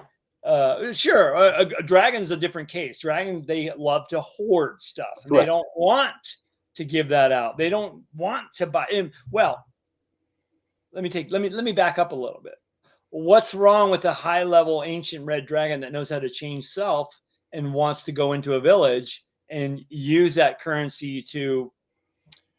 The original tales of why dragons would hoard gold. Yeah. But do you know what I mean? Why they could use it. They could take that sack and go and sit down and scout out, listen for when the next caravan is going out, and know when you know what I mean. And one of the old Norse legends is that dragons like gold because it's a soft metal, and so they use it for nesting material to lay clutches of eggs. Yeah. There's another there was another explanation why dragons liked gold, and it was a movie back in the early 80s called The Flight of Dragons. Have you guys ever seen that? And I John think so, Ritter yeah. was and it was a very the movie was about the coming of technology and the dwindling of magic because of technology. And so there was definitely the Wizard of the North, South, East, West, and there was this thing they had to do. But John Ritter was the star voice of the show. It was an animated. I don't know if any of you guys remember this in the chat. But the explanation had to do with oh my God. Hopefully somebody watched in the chat. The explanation had to do with the metal and dragons laying on the metal. So, anyways, I can't remember now what it was, but that was a great movie. I have to watch it again. Angelo, Dreg, and Valimir are having a three-way brawl here. So yeah. Oh, I love it. I love it. I love it. Dragons are the evil kings. Why did Faffer hoard gold? Go ahead, give me the punchline. Okay, let me go back because there was a question here too talking about Yemison said, speaking of magazines, did Chris ever find the short story you mentioned the other day? I did not. Okay, well, we're gonna find it. So that's we don't want to go down that rabbit hole again on the show. To be honest with you, I have like 11 short stories I submitted to different magazines in that era, and I'm not even sure which one it was. Yeah, I've looked. I couldn't find it, to be honest with you. So we'll figure it out. Here we go. Drake says, will there be any Hommlet action at EggCon? Everyone knows you can't make a Hommlet without breaking a few eggs. Oh my God. They have explored that pun with their tournament modules. Believe it or not. That's very funny. Not the one I wrote, but the one that appreciated it. Yes. Yeah, Adino, I just recorded the second video and I'm actually blown away by the response from I'm doing a Hommlet. Okay, Village of Hommlet T1 is my favorite module of all time. I think it's the ultimate first. Argue me if all you want. It's the best, sandbox module out there. Yep. Okay. Yep. Agreed. Written in '79. Okay, by Gary Gygax. So I love that. So I'm doing a 4-arc series on it where I started just talking about the village and kind of the why and how and the landmarks and the history and Greyhawk, the backstory of Hommlet. And then this one I recorded today is all about the NPCs. And I dive into the web of NPCs. The main theme of the video is everybody reports to somebody. Okay, so that'll be coming out Saturday, and I hope I get the same reaction from you guys. It's been blowing me away. The view count is through the roof. The comments are just amazing. So, anyways, that's coming out. And so thank you guys. Those of you guys that have seen it, really appreciate you guys getting on there, commenting, liking, telling me how crazy I am, all that. So anyways, keep going. Drake, I'm gonna catch up to the comments real quick, Chris. Yeah. Drake says gold is great for gold economy then and now. Okay, I like it. Why do crows collect shiny things? Because their middle name is Bobbles, right? Shiny, yeah. Actually, so do raccoons, but yeah. Yeah, they like little crazy things. Crows are corvids and highly intelligent, and most intelligent of all birds. They actually are. I've seen a lot of documentaries on crows, crows are really bright, fascinating to me, and they also mate for life too, which is. Well, I told you the story about the crow that recognized me 7 years later. Oh yeah, there was a documentary that I saw where they actually did some experiments, and crows have memories like you would not believe. They have a very highly intelligent. Pigeons and doves integrated into human society while corvids skate to the edge of it. Yeah, it's funny. I used to raise pigeons when I was young. We used to race them. We were part of a big pigeon racing organization in SoCal. Pigeons are pretty crazy. DM and friends, Angelo, you are better looking than your AI persona on thumbnails, but your AI thumbnails are still better looking than Chris. What do you mean AI? I don't. My AI persona. A big barrel chest, My AI persona. No, those are pictures of me, Agile. Just kidding, Chris. He says. I don't think that's all right. I'm don't only think wounded to the core. It's all right. Dragons are analogous to And analogous, analogous. Okay, analogous. as in an analogy. Yeah, I know what it means. I just don't know how to All pronounce right. it. You just didn't know. I'm the worst, dude. I when I see words, my brain freezes. It's kind of weird. I've noticed that because a lot of the words that I fail to pronounce, I know what they are, know what they mean, and I just like I start looking at how to phonet, like Are you ready to sound detect? out the vowels, and yeah, it's I really was- weird. I was the Very captain. weird. of My brain safety is in high freaking school. out. So elocution was bred into me. I mean, Elocution. the ability. You mean like the plainly. whole like electrons and No, yeah. that's to speak plainly and to put the correct emphasis on the correct syllable. Okay. Yeah. Why did Fafford hoard gold? Fifnir. I don't know who is Fafnir. I don't know who Fifnir is. What's up? It's I'm sure a Norse mythology thing, but Can you hand me that glass? Yeah, come over here. Ladies and gentlemen, Blair Blur is here. No. Yes. dance for us. Oh, Yeah. No. Yeah. Come and on, she's I holding got a glass back of wine. You can't drink in this house. Uh-oh. This is grape juice. Okay, here. That was sitting around for a while with like yeast in Right. it. Yeah. Okay, so say hi to everybody. Yeah. Everybody. Foxy. Why? Very foxy. I've been working all day. I'm going to bed so I can get up to go to All bed right. at 6. All right. See you later. Go and take a shower. Okay. Have a good Why time. do you They'll like make you give it back. ugly? Okay. Why do you like making me go on there ugly? I hate you. Okay. Worse. By the way, she was the one. Blair was one that cooked the burritos earlier, and they were really good. Oh. So she's cooking for you now, huh? Yeah. Well, I mean, there's got to be some kind of payment for I mean, I had to cook dinner tonight. So maybe a nice. Yeah. We both kind of cook. It's but then I don't look Oh, as by good the as way, you. I have decking on my Enunciate. Yes, I will. I have deck. My deck is up. And where are the pictures? It's 99.9% completed. Pictures? I know I don't have. Shoot, let me see. You piece of festering. No. Yeah, I need to. Gosh, darn it. So did you see Valmir's notice? How would you pronounce that word? Okay, hang on a second. Oh man, I'm way behind in the chats, guys. I'm so sorry. Oh my goodness. What the hell? The gift goblins hit again. They did, yes. I think James Earl Jones. Hey, thank you so much, Agile. I was not even paying attention. I'm so sorry, dude. Thank you so much. And then Jimison also did the same thing. Oh my goodness. And so it begins, he says. Thank you so much, dude. Gifted another 5 memberships. Appreciate it, Jimison. By the way, I do have Jimison. I have your module packed up and ready to go, and it's should be sent tomorrow. I think that was S1 that you won, right? S1 is Tomb of Horrors. Yes. Thank you so much, you guys. Jimison says I call. Oh my God, you guys are nuts. Yeah, Agile Monk. You are better looking than your AI persona on your thumbnails, but your AI thumbnails are still better looking than Chris.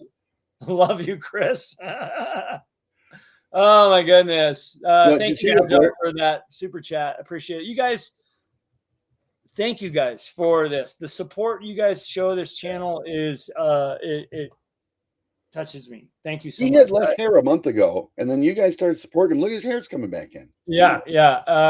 Yes, it's coming back. Look at that. Look at the hair's coming back. Nice, my brother. Good to see you, Agile. Thumbnails are ridiculous, she says. Okay. Let me see. Okay, so this was Enunciate, Chris. Very good. Yeah, well that's done. Enunciate. Oh, Our Lady Lordship Blair, Agile says. We got to remember to call her Our Lady Lordship Blair. Well, and according to Blair, your passion is having her come on there at my worst. Okay, yeah. Yes. Yeah. Okay. I swear the passion is having me. What did she say? Come out of. I swear his passion is having me come on there at my worst. Yes, it is, Blair. It totally is. And Got a Greg, portfolio y'all of are great. pictures. Great to be here.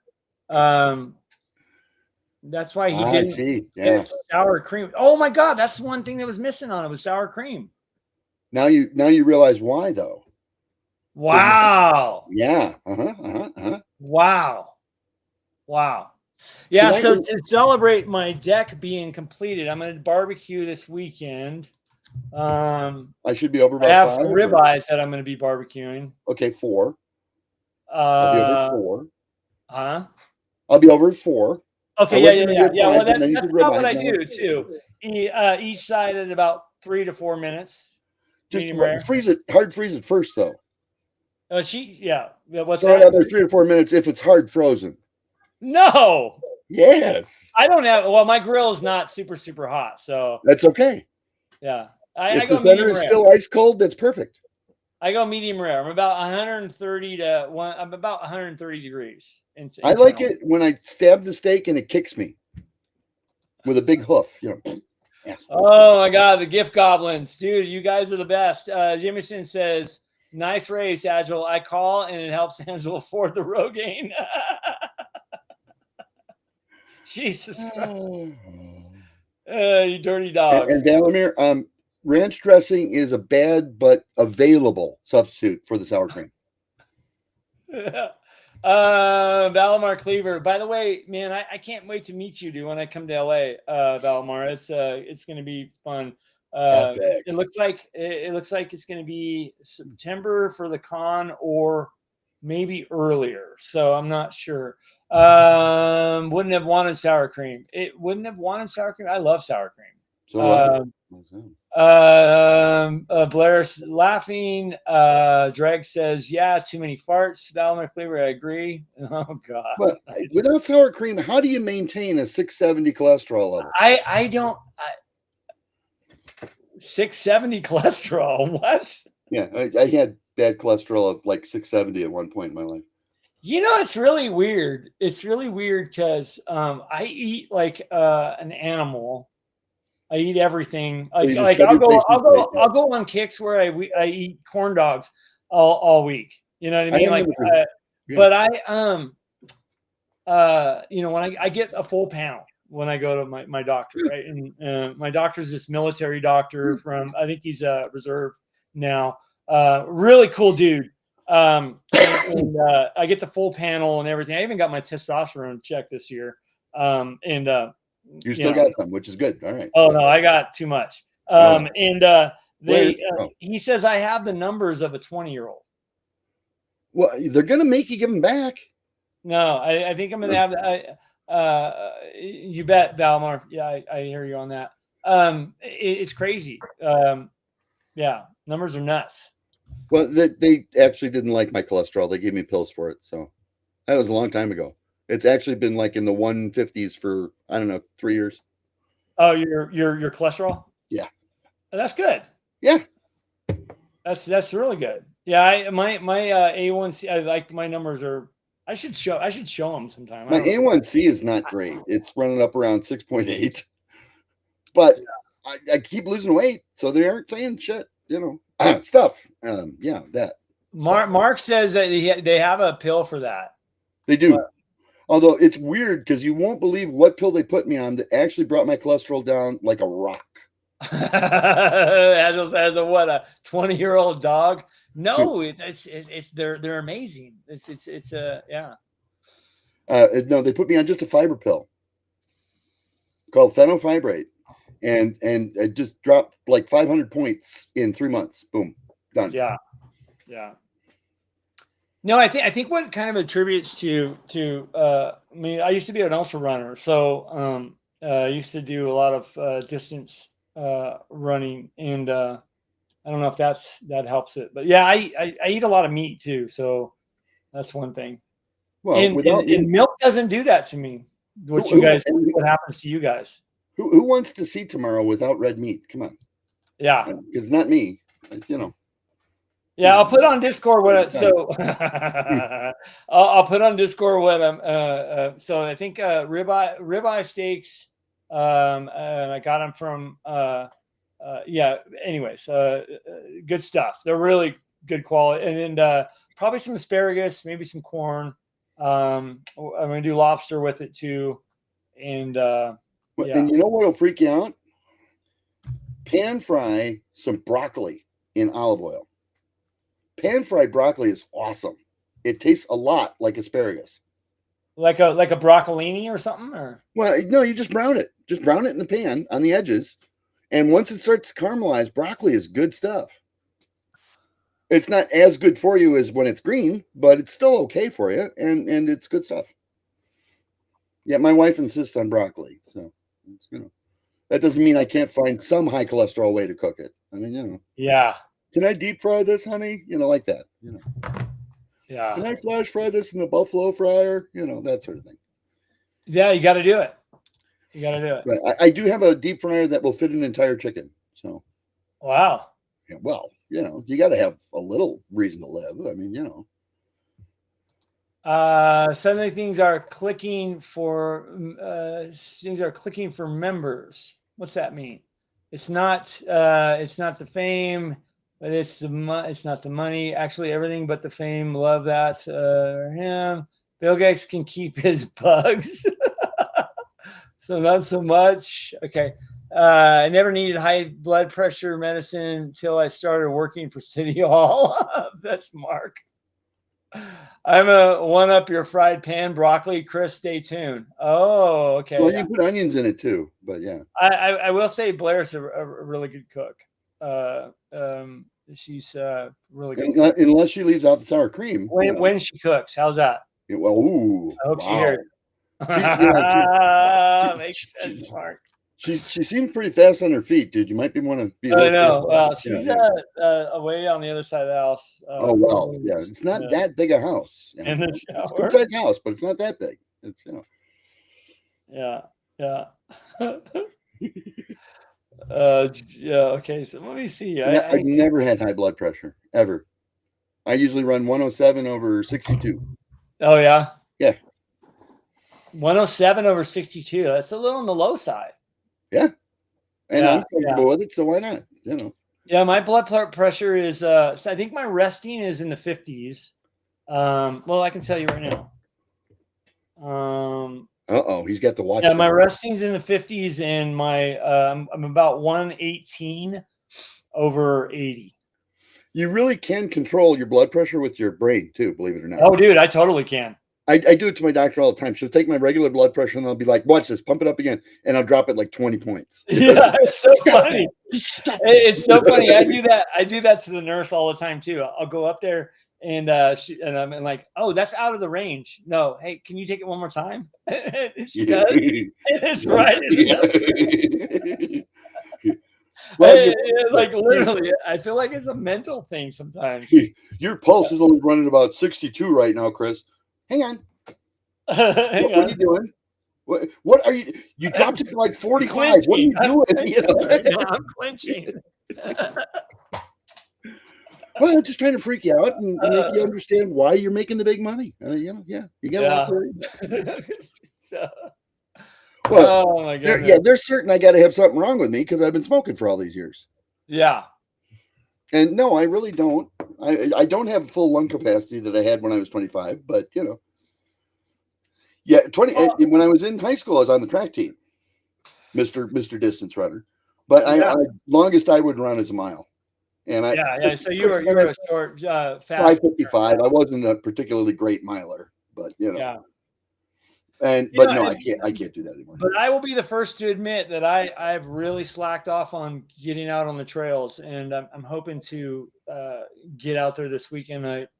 I hibernate during the winter. I used to do the treadmill during the winter, and that's why having an old car habit is better because you can work on them in the garage in the winter.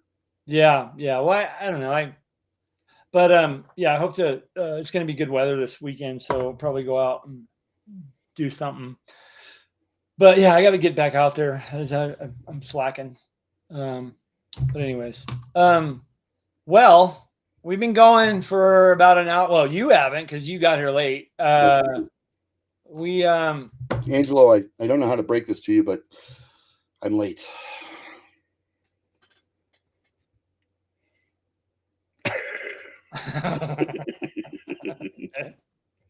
Oh, I was going to ask you. So last night, so last night was the Premiere, the reboot of after all the character death we had. Even though your character is technically not dead, just unrecoverable.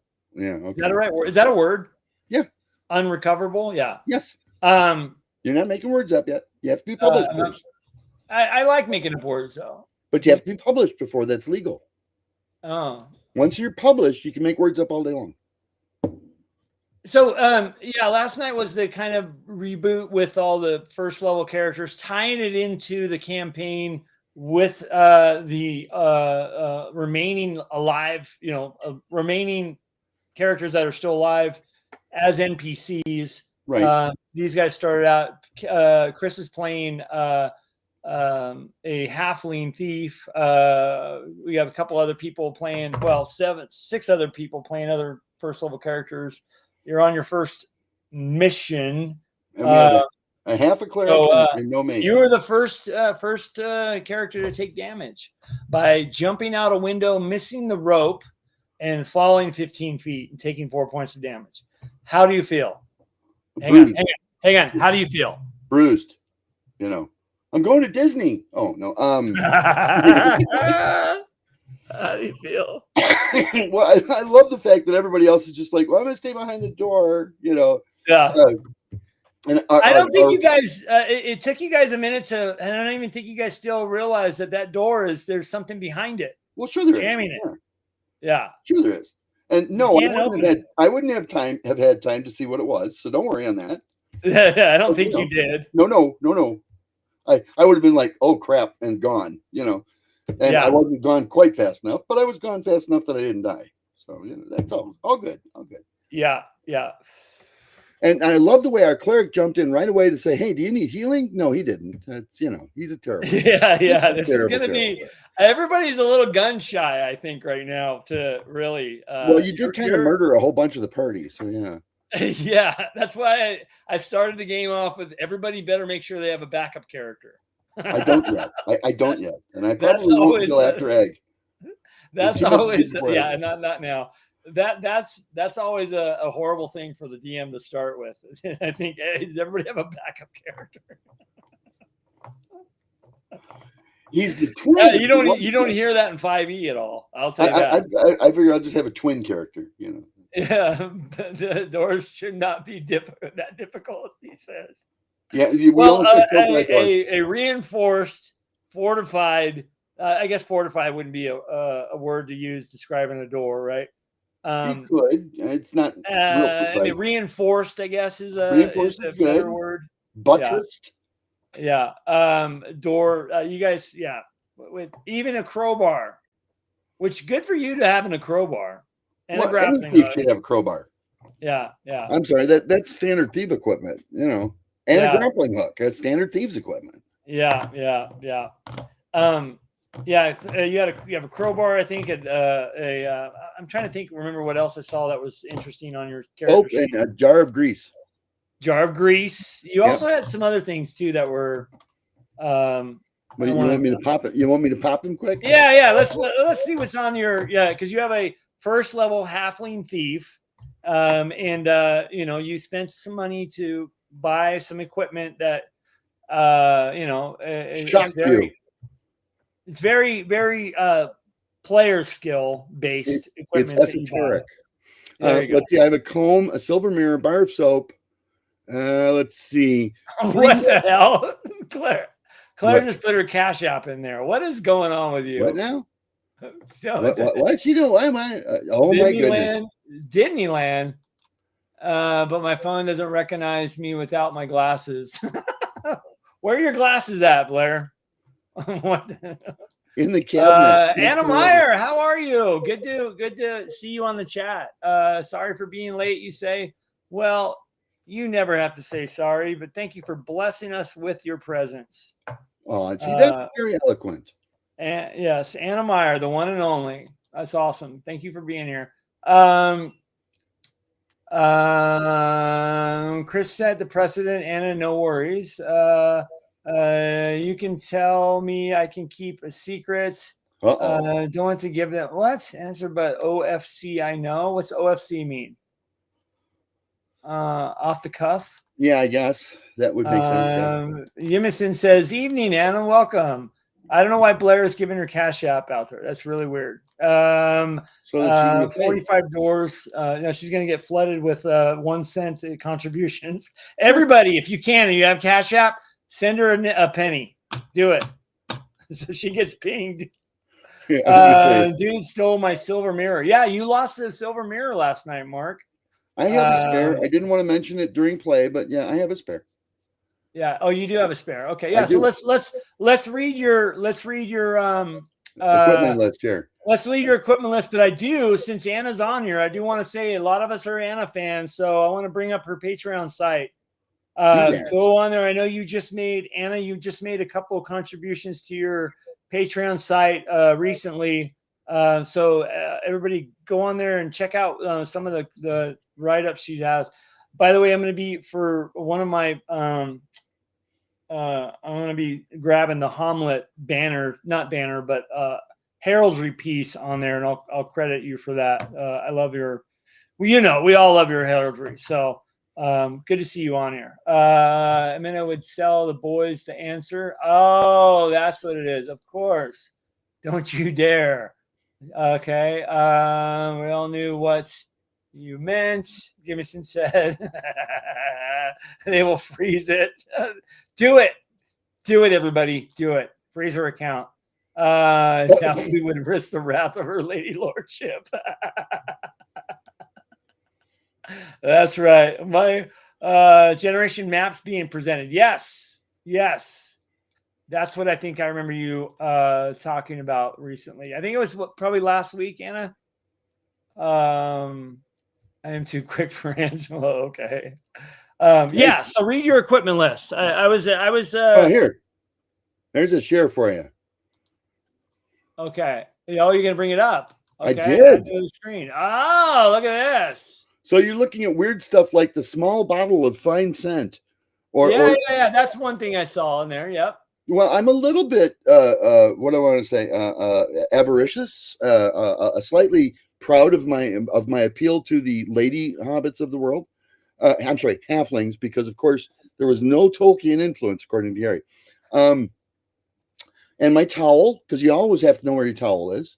And I'm sure you went, why does he have 2 handkerchiefs? Right? Yeah. Well, hey, why not have 2 if you why not have one more than one? Yeah. Well, no, I have 2 handkerchiefs because wait a minute, a jar of grease and a small bottle of fine scent? Yes.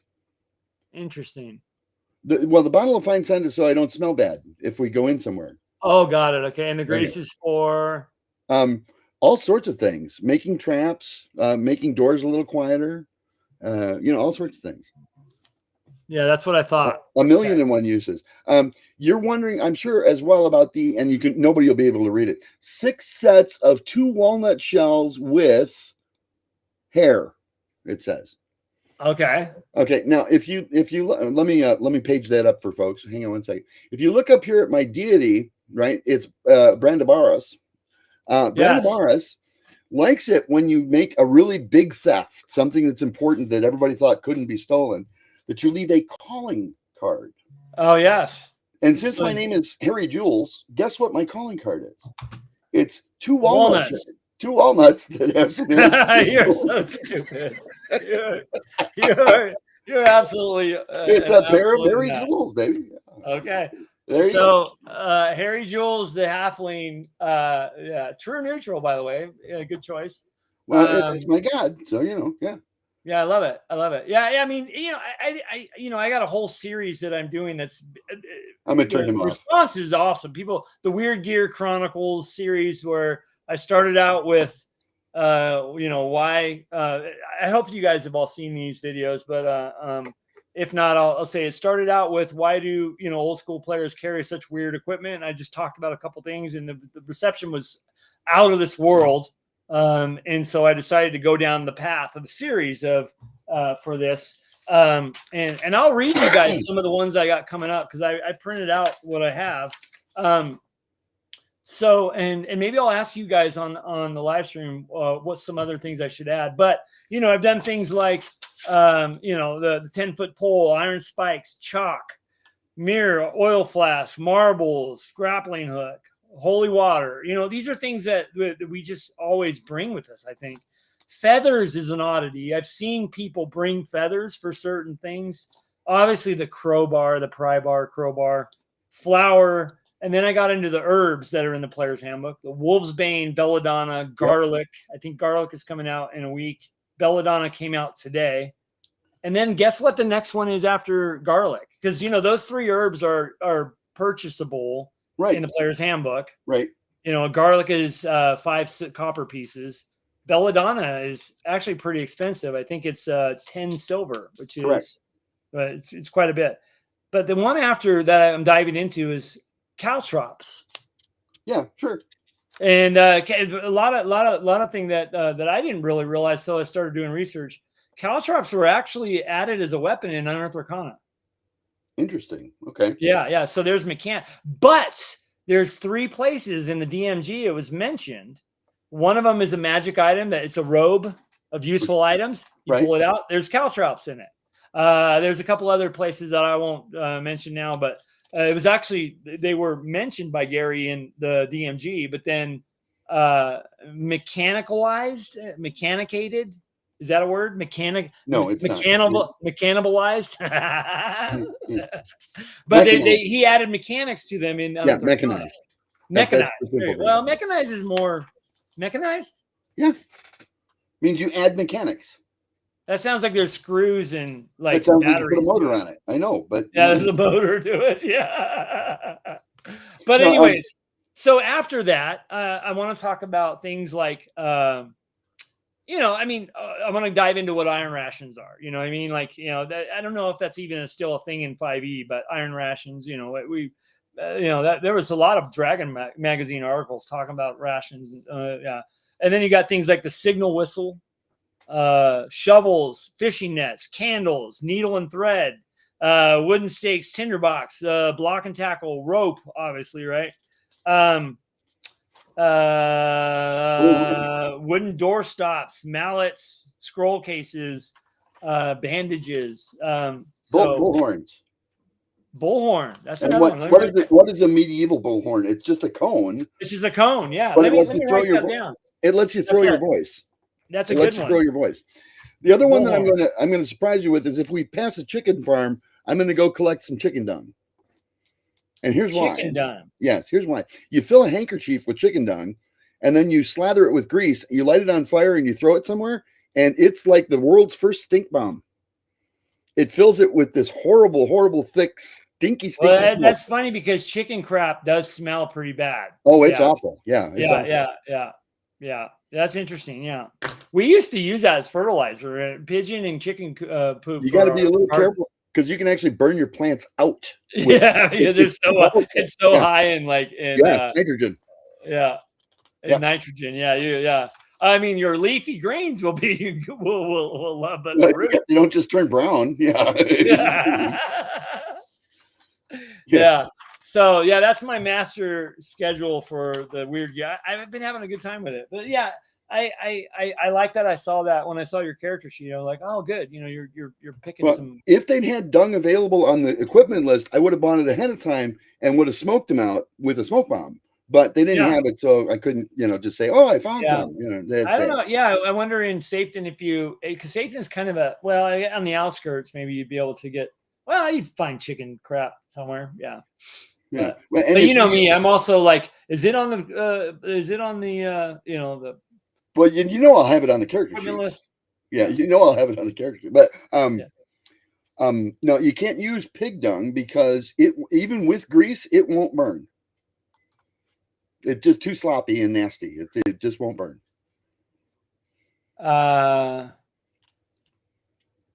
My main G-Doc named Master AD&D is over 500 megabytes as this week. Can't open it on Android anymore. My favorite document, grr. Oh, Drag, I'm so sorry about that. Let me know if there's something you need. A digital or old D&D character sheet. A digital version of the old. Yes, it is. Yeah, it's a digital version of the old character sheet. I had a friend that actually scanned it in and then put the used a PDF editor and actually created the fields for it, and it prints out really well too. It does. Yeah, it's actually really good. And I know there's somebody online that has something similar, and where you can maybe change the colors. Yeah, it's on Dragon's Foot, I think. Yeah, I don't remember who the actual. I have a copy of it somewhere, but yeah, we kind of revamped it a little bit for us on our. What kind of doc is the doc that's on the Google Drive? Yeah, what kind is it, Greg? Because I can maybe tell you how to cut it down. Yeah, if you could just download it and then I've been trying to compress PDFs to under some big ones under 30, and there's actually a tool online that you can. Well, do you have a full version of Acrobat? Yeah, I don't. Yeah, I just deleted my. Send me the PDF. I'll compress it for you. I do have a full version of Acrobat. Yeah, it's funny. I just on my computer I'm on right now. I just deleted my CS6 on here. Because I can't open it anymore, so it doesn't matter. No, yeah, the updates will make it non-functional. Yeah, I'm using Affinity now. Yeah, it's a good choice. Do you know You know Affinity? Have you ever heard of that? Not yet, but yes, I have it already. I just haven't used it yet. There's too much going on to learn a new system at this point in time. So yeah. Yeah, it was Matt Irishman. Yeah, I couldn't think of who it was. Yeah, I think it's. I think you guys can find it over on. Dragon's Foot, if I'm not mistaken. Yeah. Messing around in Affinity, it's going to take me about 2 weeks to come up to speed on Affinity. And I just don't have the 2 weeks right now. So the video I did today, right? Because those you guys, my long form videos, I don't edit them. I just record and don't edit, right? Well, today, for my Hommlet #2 video on NPCs that I will come out on Saturday, I actually edited it. Whoa. And I'm not good at it. And I actually choked my computer out. It ran out of space and all kinds of crazy stuff. And how much RAM have you got? No. It ran out of space on the hard drive. Oh, geez. Yeah. How big's your hard drive? I don't know, 300 gigs. 300 gigs, and you ran out of space. Yeah. Nobody will be ever able to play that video when you're done, because if it's 300 gigs, there's just no, the hard drive. Yeah. What? Frank Menser, how are you? Where? Oh, there he is. Look at that. Howdy doody, Frank. Good. Yeah, I'm gonna see you in a couple days now, man. I'm looking forward to seeing you, buddy. Good. It's gonna be good to see you. Last time we chatted was at Page. Chris too, right? That's the last time you've seen Frank, right? Yeah. So looking forward to we chat, but we don't see each other much. Yeah. Looking forward to talking to you at EggCon. Yeah, Val Clibby said you watched the Belladonna one. Yeah. It's definitely it's fun. The whole weird gear thing, and it really brings out the difference between character skill and player skill. I think that whole art of not looking at your sheet for a number to roll and just thinking with your outside the box, just a little outside the box. I mean, I love it when my players are tapping around. You don't always love it. Sometimes I love it. Yeah. Sometimes you fume about it for days. Yes, Frank. Yeah, we'll see you at ACON. Yes, riding my butt off at all hours. You come to ACON? Yes. Yeah, looking forward to seeing you there. And you say we'll catch up there. I talk to my mechanic there all the time, so no questions. It's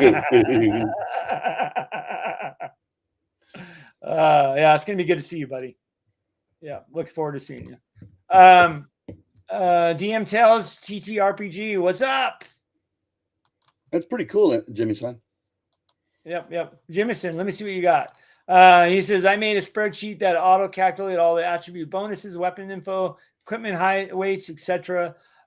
Fully automatic. I tried to print one out the other day, and the font is too small to read now. Yeah. All right, Frank. See you, man. See you in a couple days. Game on, brother. We gotta get him on the show here. Yeah. I know he's a busy man. Well, it'll happen in due time. You get me on the show. Well, you're not busy. You don't do crap. Right. You don't do anything. Trust me when I tell you, he doesn't know busy compared to me. I know. He thinks he knows. Yeah. I work with the man. I know. You know what I should do? Man, I have a bunch of Frank stuff that I got from him when I was over at put it in a big pile and make him sign it all at some of the Franken parties. Yeah. Some things that I think a lot of people don't know about. Remember his fairy tales? Yeah. Let me go grab it. People don't watch him grab it. This is a family show. Yeah, Jimmy son, I'm working on one for my Lance RPG because some of the interrelationships mathematically can be complex.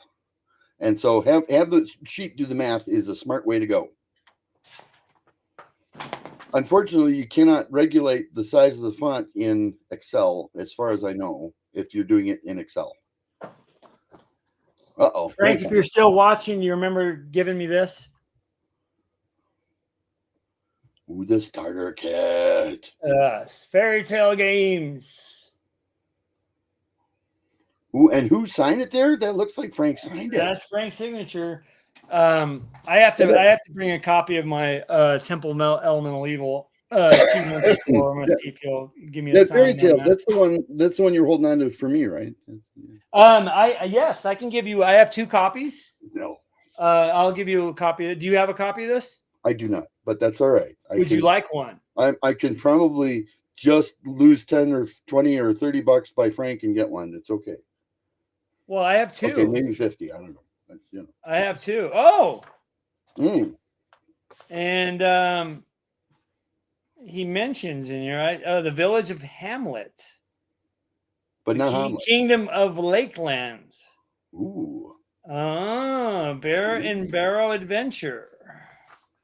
See, I don't have Lakeland. I have Lakeside. Remind me, I will bring you a copy of this because I do have 2, and actually, I would almost prefer a PDF so that I could read it without worrying about it. Well, I'll bring it and I'll give it to you. You can get Frank to sign it for you. Okay, all right. Because I know you don't have anything signed by Frank Menser.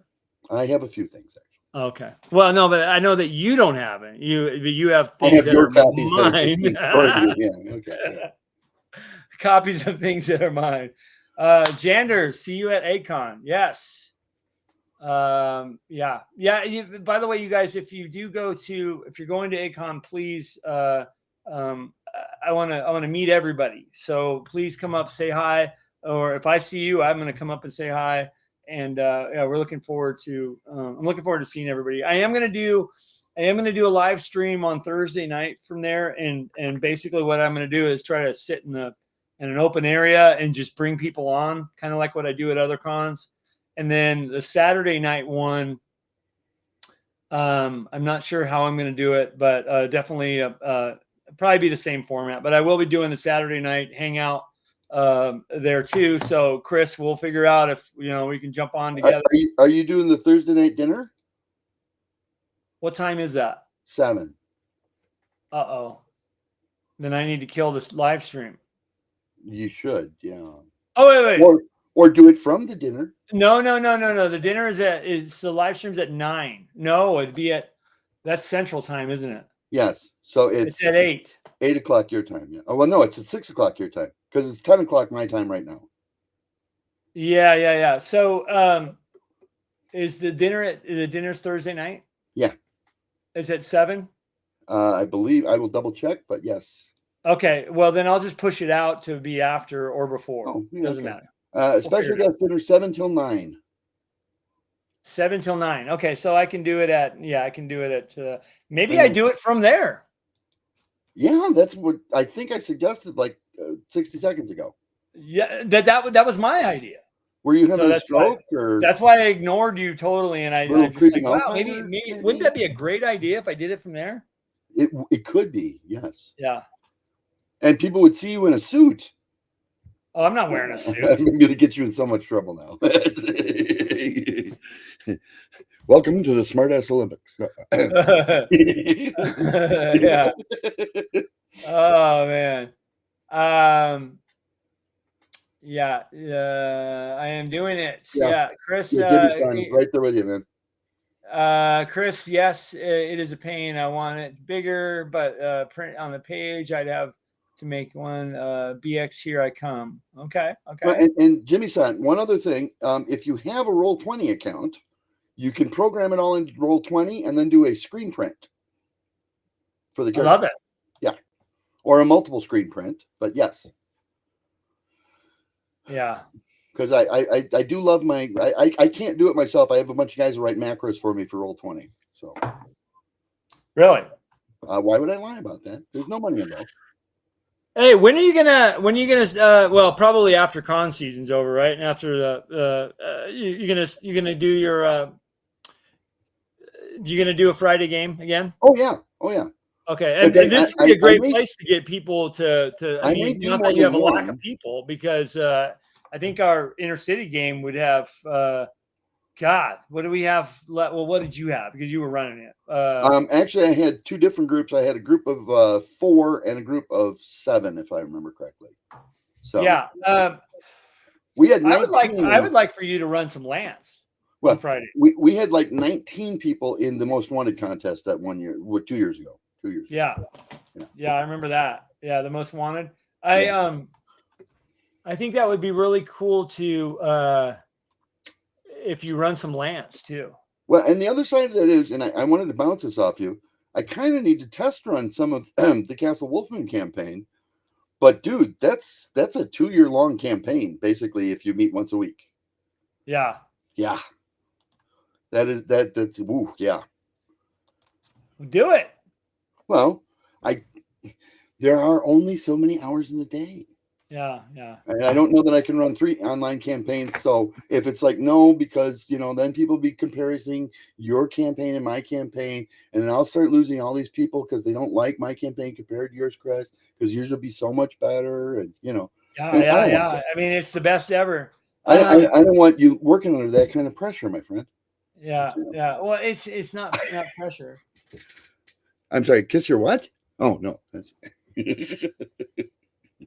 Uh-oh. Blair must have come downstairs. Yeah. Looking like a geisha.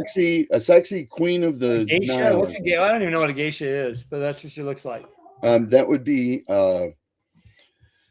never give away what you can sell, dancing girl from Japan. Oh, I've never been to Japan. And I'm well, you can have Steven. Yeah, well, I'm actually talking to him. I'm thinking about going over there and visiting him. I have a couple friends who spent quite a while in Japan, so they very expensive though. Yeah, one of my best buddies was just over there a year and a half ago. He's was telling me because he goes back for film stuff, and he was telling me Tokyo is really cool. Some of the bars and that's where the robot bars and this and then that, and and he's a single guy, and so. He lived there for 10 years. My one friend. Well, he was, believe it or not, he was the sole American newscaster on one of their networks. Oh, and so he was the I don't know, trophy guy for the network. Nice. Because he was American, but spoke Japanese. Oh, very cool. Yeah, he's a cool guy. I'll get him to come to one of these cons one of these times. You'll meet him. Ben Blady is the guy. Ben Blady, okay. Yeah. Yeah, I'm trying to get this guy I'm telling you about, who's one of my best friends too, and he's a big D&D player from back in the day too, and he'd be trying to get him to go to some cons too. He goes to some LA ones with me. Well, and Ben used to do he's a good dude. Ben used to do a lot of cons with me 30 years ago, but no, we need to get you to fully get Grumsh, the Temple thereof, out there, say, and then, well, number one, you can start making up words, right? Okay, and number two, you can start having the arrogance of a published author, which is I don't care about that. It's a lot of fun. That's a lot of fun. Yeah, I'm kind of thinking how I can do that. I'm gonna just call him I'm just gonna call him Grumsh, and if Wizard of the Coast wants to come after me, they can. Just spell it different. No, I won't. I can't do it. I can't stomach it. The thrilling, the most. And if they say that you can't use that, I'm gonna be like, this is my game. I'm gonna use it. I don't care what you say. The thrill of my younger days as a freshly published author was when my buddy Ben Blady called me from Tokyo to say, "Oh my God, dude, they've got Inner City on the shelf at the game store here." Oh, that's awesome. That's so funny. And I was like, "Well, tell your friends." That is a really, I think you should do some one-offs, dude, on Friday, and people from the community here can jump on and play Inner City. I think that'd be really fun. I have no qualms about it. I have somebody. Do you think you could do you think we could live stream it? Maybe. Well, you know how automated my Inner City Roll20 game is, for God's sakes. Bing, bing, bing. It goes like lightning because everything's automated. I mean, there's not a lot of math. There's not a lot of this. There's not a lot of waiting around. There's no math because it's all loaded. It's very quick. It's very quick. I think that'd be an ideal game to do and we can do it here with You just haven't had a G minigun yet, and you can't wait to have one. I know. Well, I like the rocket launcher. That was fun. Call him non-Morgoth. Grumsh. Call him non-Morgoth. What if I just say not Grumsh? All one word. Or looks like. That's his first name. Grumsh like. All one word. What do you mean? It's not Grumsh. It's not Grumsh. It's Grumsh-esque. The Grumpshness. No, yeah. He's French. He's the French version. He's the French version. What would be an Italian version of Grumsh? Let me think. Pasta fazool. Yeah. Pasta fazool. Grumsh fazool. No. What the hell happened? Everything went. Look at you guys. See my? That's my mouse pad. You see that? Ooh. And yes, I do have my player's handbook and my DMG sitting next to me. See, and a year from now, that Dragon magazine cover is going to be white. You think so? Oh, sure, because you'll take off the top. I don't know, 15 thousandths, and that's where all the ink is. So yeah. All right, we're gonna call it quits here, guys. I got to get up early too. Blair's saying she's getting up at 5 a.m. tomorrow. Wow, barreling. It was 6 an hour ago. Maybe she's just time zone confused. I don't know. Her time zone is all messed up. You guys, so next okay, so let me just tell everybody this. This Saturday, are you available? Because Heidi and Eric are going to come on. So is Greg. You, me, we're all going to talk with Heidi. They're going to talk about EggCon, obviously. It's kind of a pre-EggCon show, I guess. I will try and get there for at least 45 minutes to an hour. I can't give you much more than that. Yeah. We're gonna just talk about EggCon. They're probably good for about 45 minutes too. So the Hawaii crew comes in on Tuesday. Got it. Okay. Yeah. So this is Saturday. Saturday we have I got you. We have Heidi on that, and then I am gonna do my noon show on Wednesday again. I'll try to do that, and then I jump on a plane right after that, and then I'll be in EggCon. So Thursday and Saturday next week we'll be live from EggCon. And I do worry about you on occasion. So a couple words of advice: when you jump on the plane, jump on something inside the plane. Oh yeah. Right, don't pull the thing that happened on the other side of the world. Yeah. Otherwise, 550 miles an hour. Yeah. Yeah, it doesn't work. It ruins your due, man. It's just All right. All right, you guys. Make sure if you're watching, hit that like button on this video on live stream if you don't mind. Also, check out the videos that are out right now. I'm having some pretty good fun with them. And also, I'll see you guys all Saturday. Thank you guys for your super chats. Thank you guys for your gifting of your memberships. And do, if you choose to support the channel in a different way besides subscribing, wanting to become a member, it's much appreciated by us. So it helps keep the lights on, helps keep the doors on open, or barred if you were playing in my game last night. Yeah. But yeah, we're having fun. I love you guys. Thank you, Chris, for being here. We'll do it again on Saturday with Eric and Heidi Gygax, Eric Garland, talking about Gygax Garland is how they do that, by the way. Heidi and Eric Gygax Garland. It's hyphenated. Yeah, I just I don't know. It's very California. Weird. I mean, come on. I'm weird. This is what I also want to say is look out when you go to AidCon, look out for these people right here. Number one. There you go. Chris Clark is a special guest at the AidCon, and so is this guy right here. Oh, look at that! Look at that! Holy cow! Look at those dice! Look at those dice! Holy cow! I love what did you roll? Looks like a 17. Oh, okay. All right, you guys, take care. We're gonna get out of here. And I'm going to try with another, just because Chris is here, I'm going to try with another, let's see this.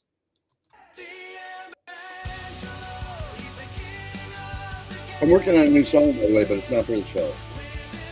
Not for the show? No, it's for this season's set of Wisconsin workouts.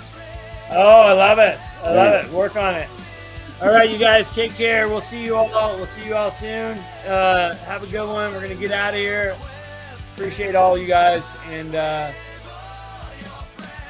we're getting out of here. Adios. All right. Bye-bye.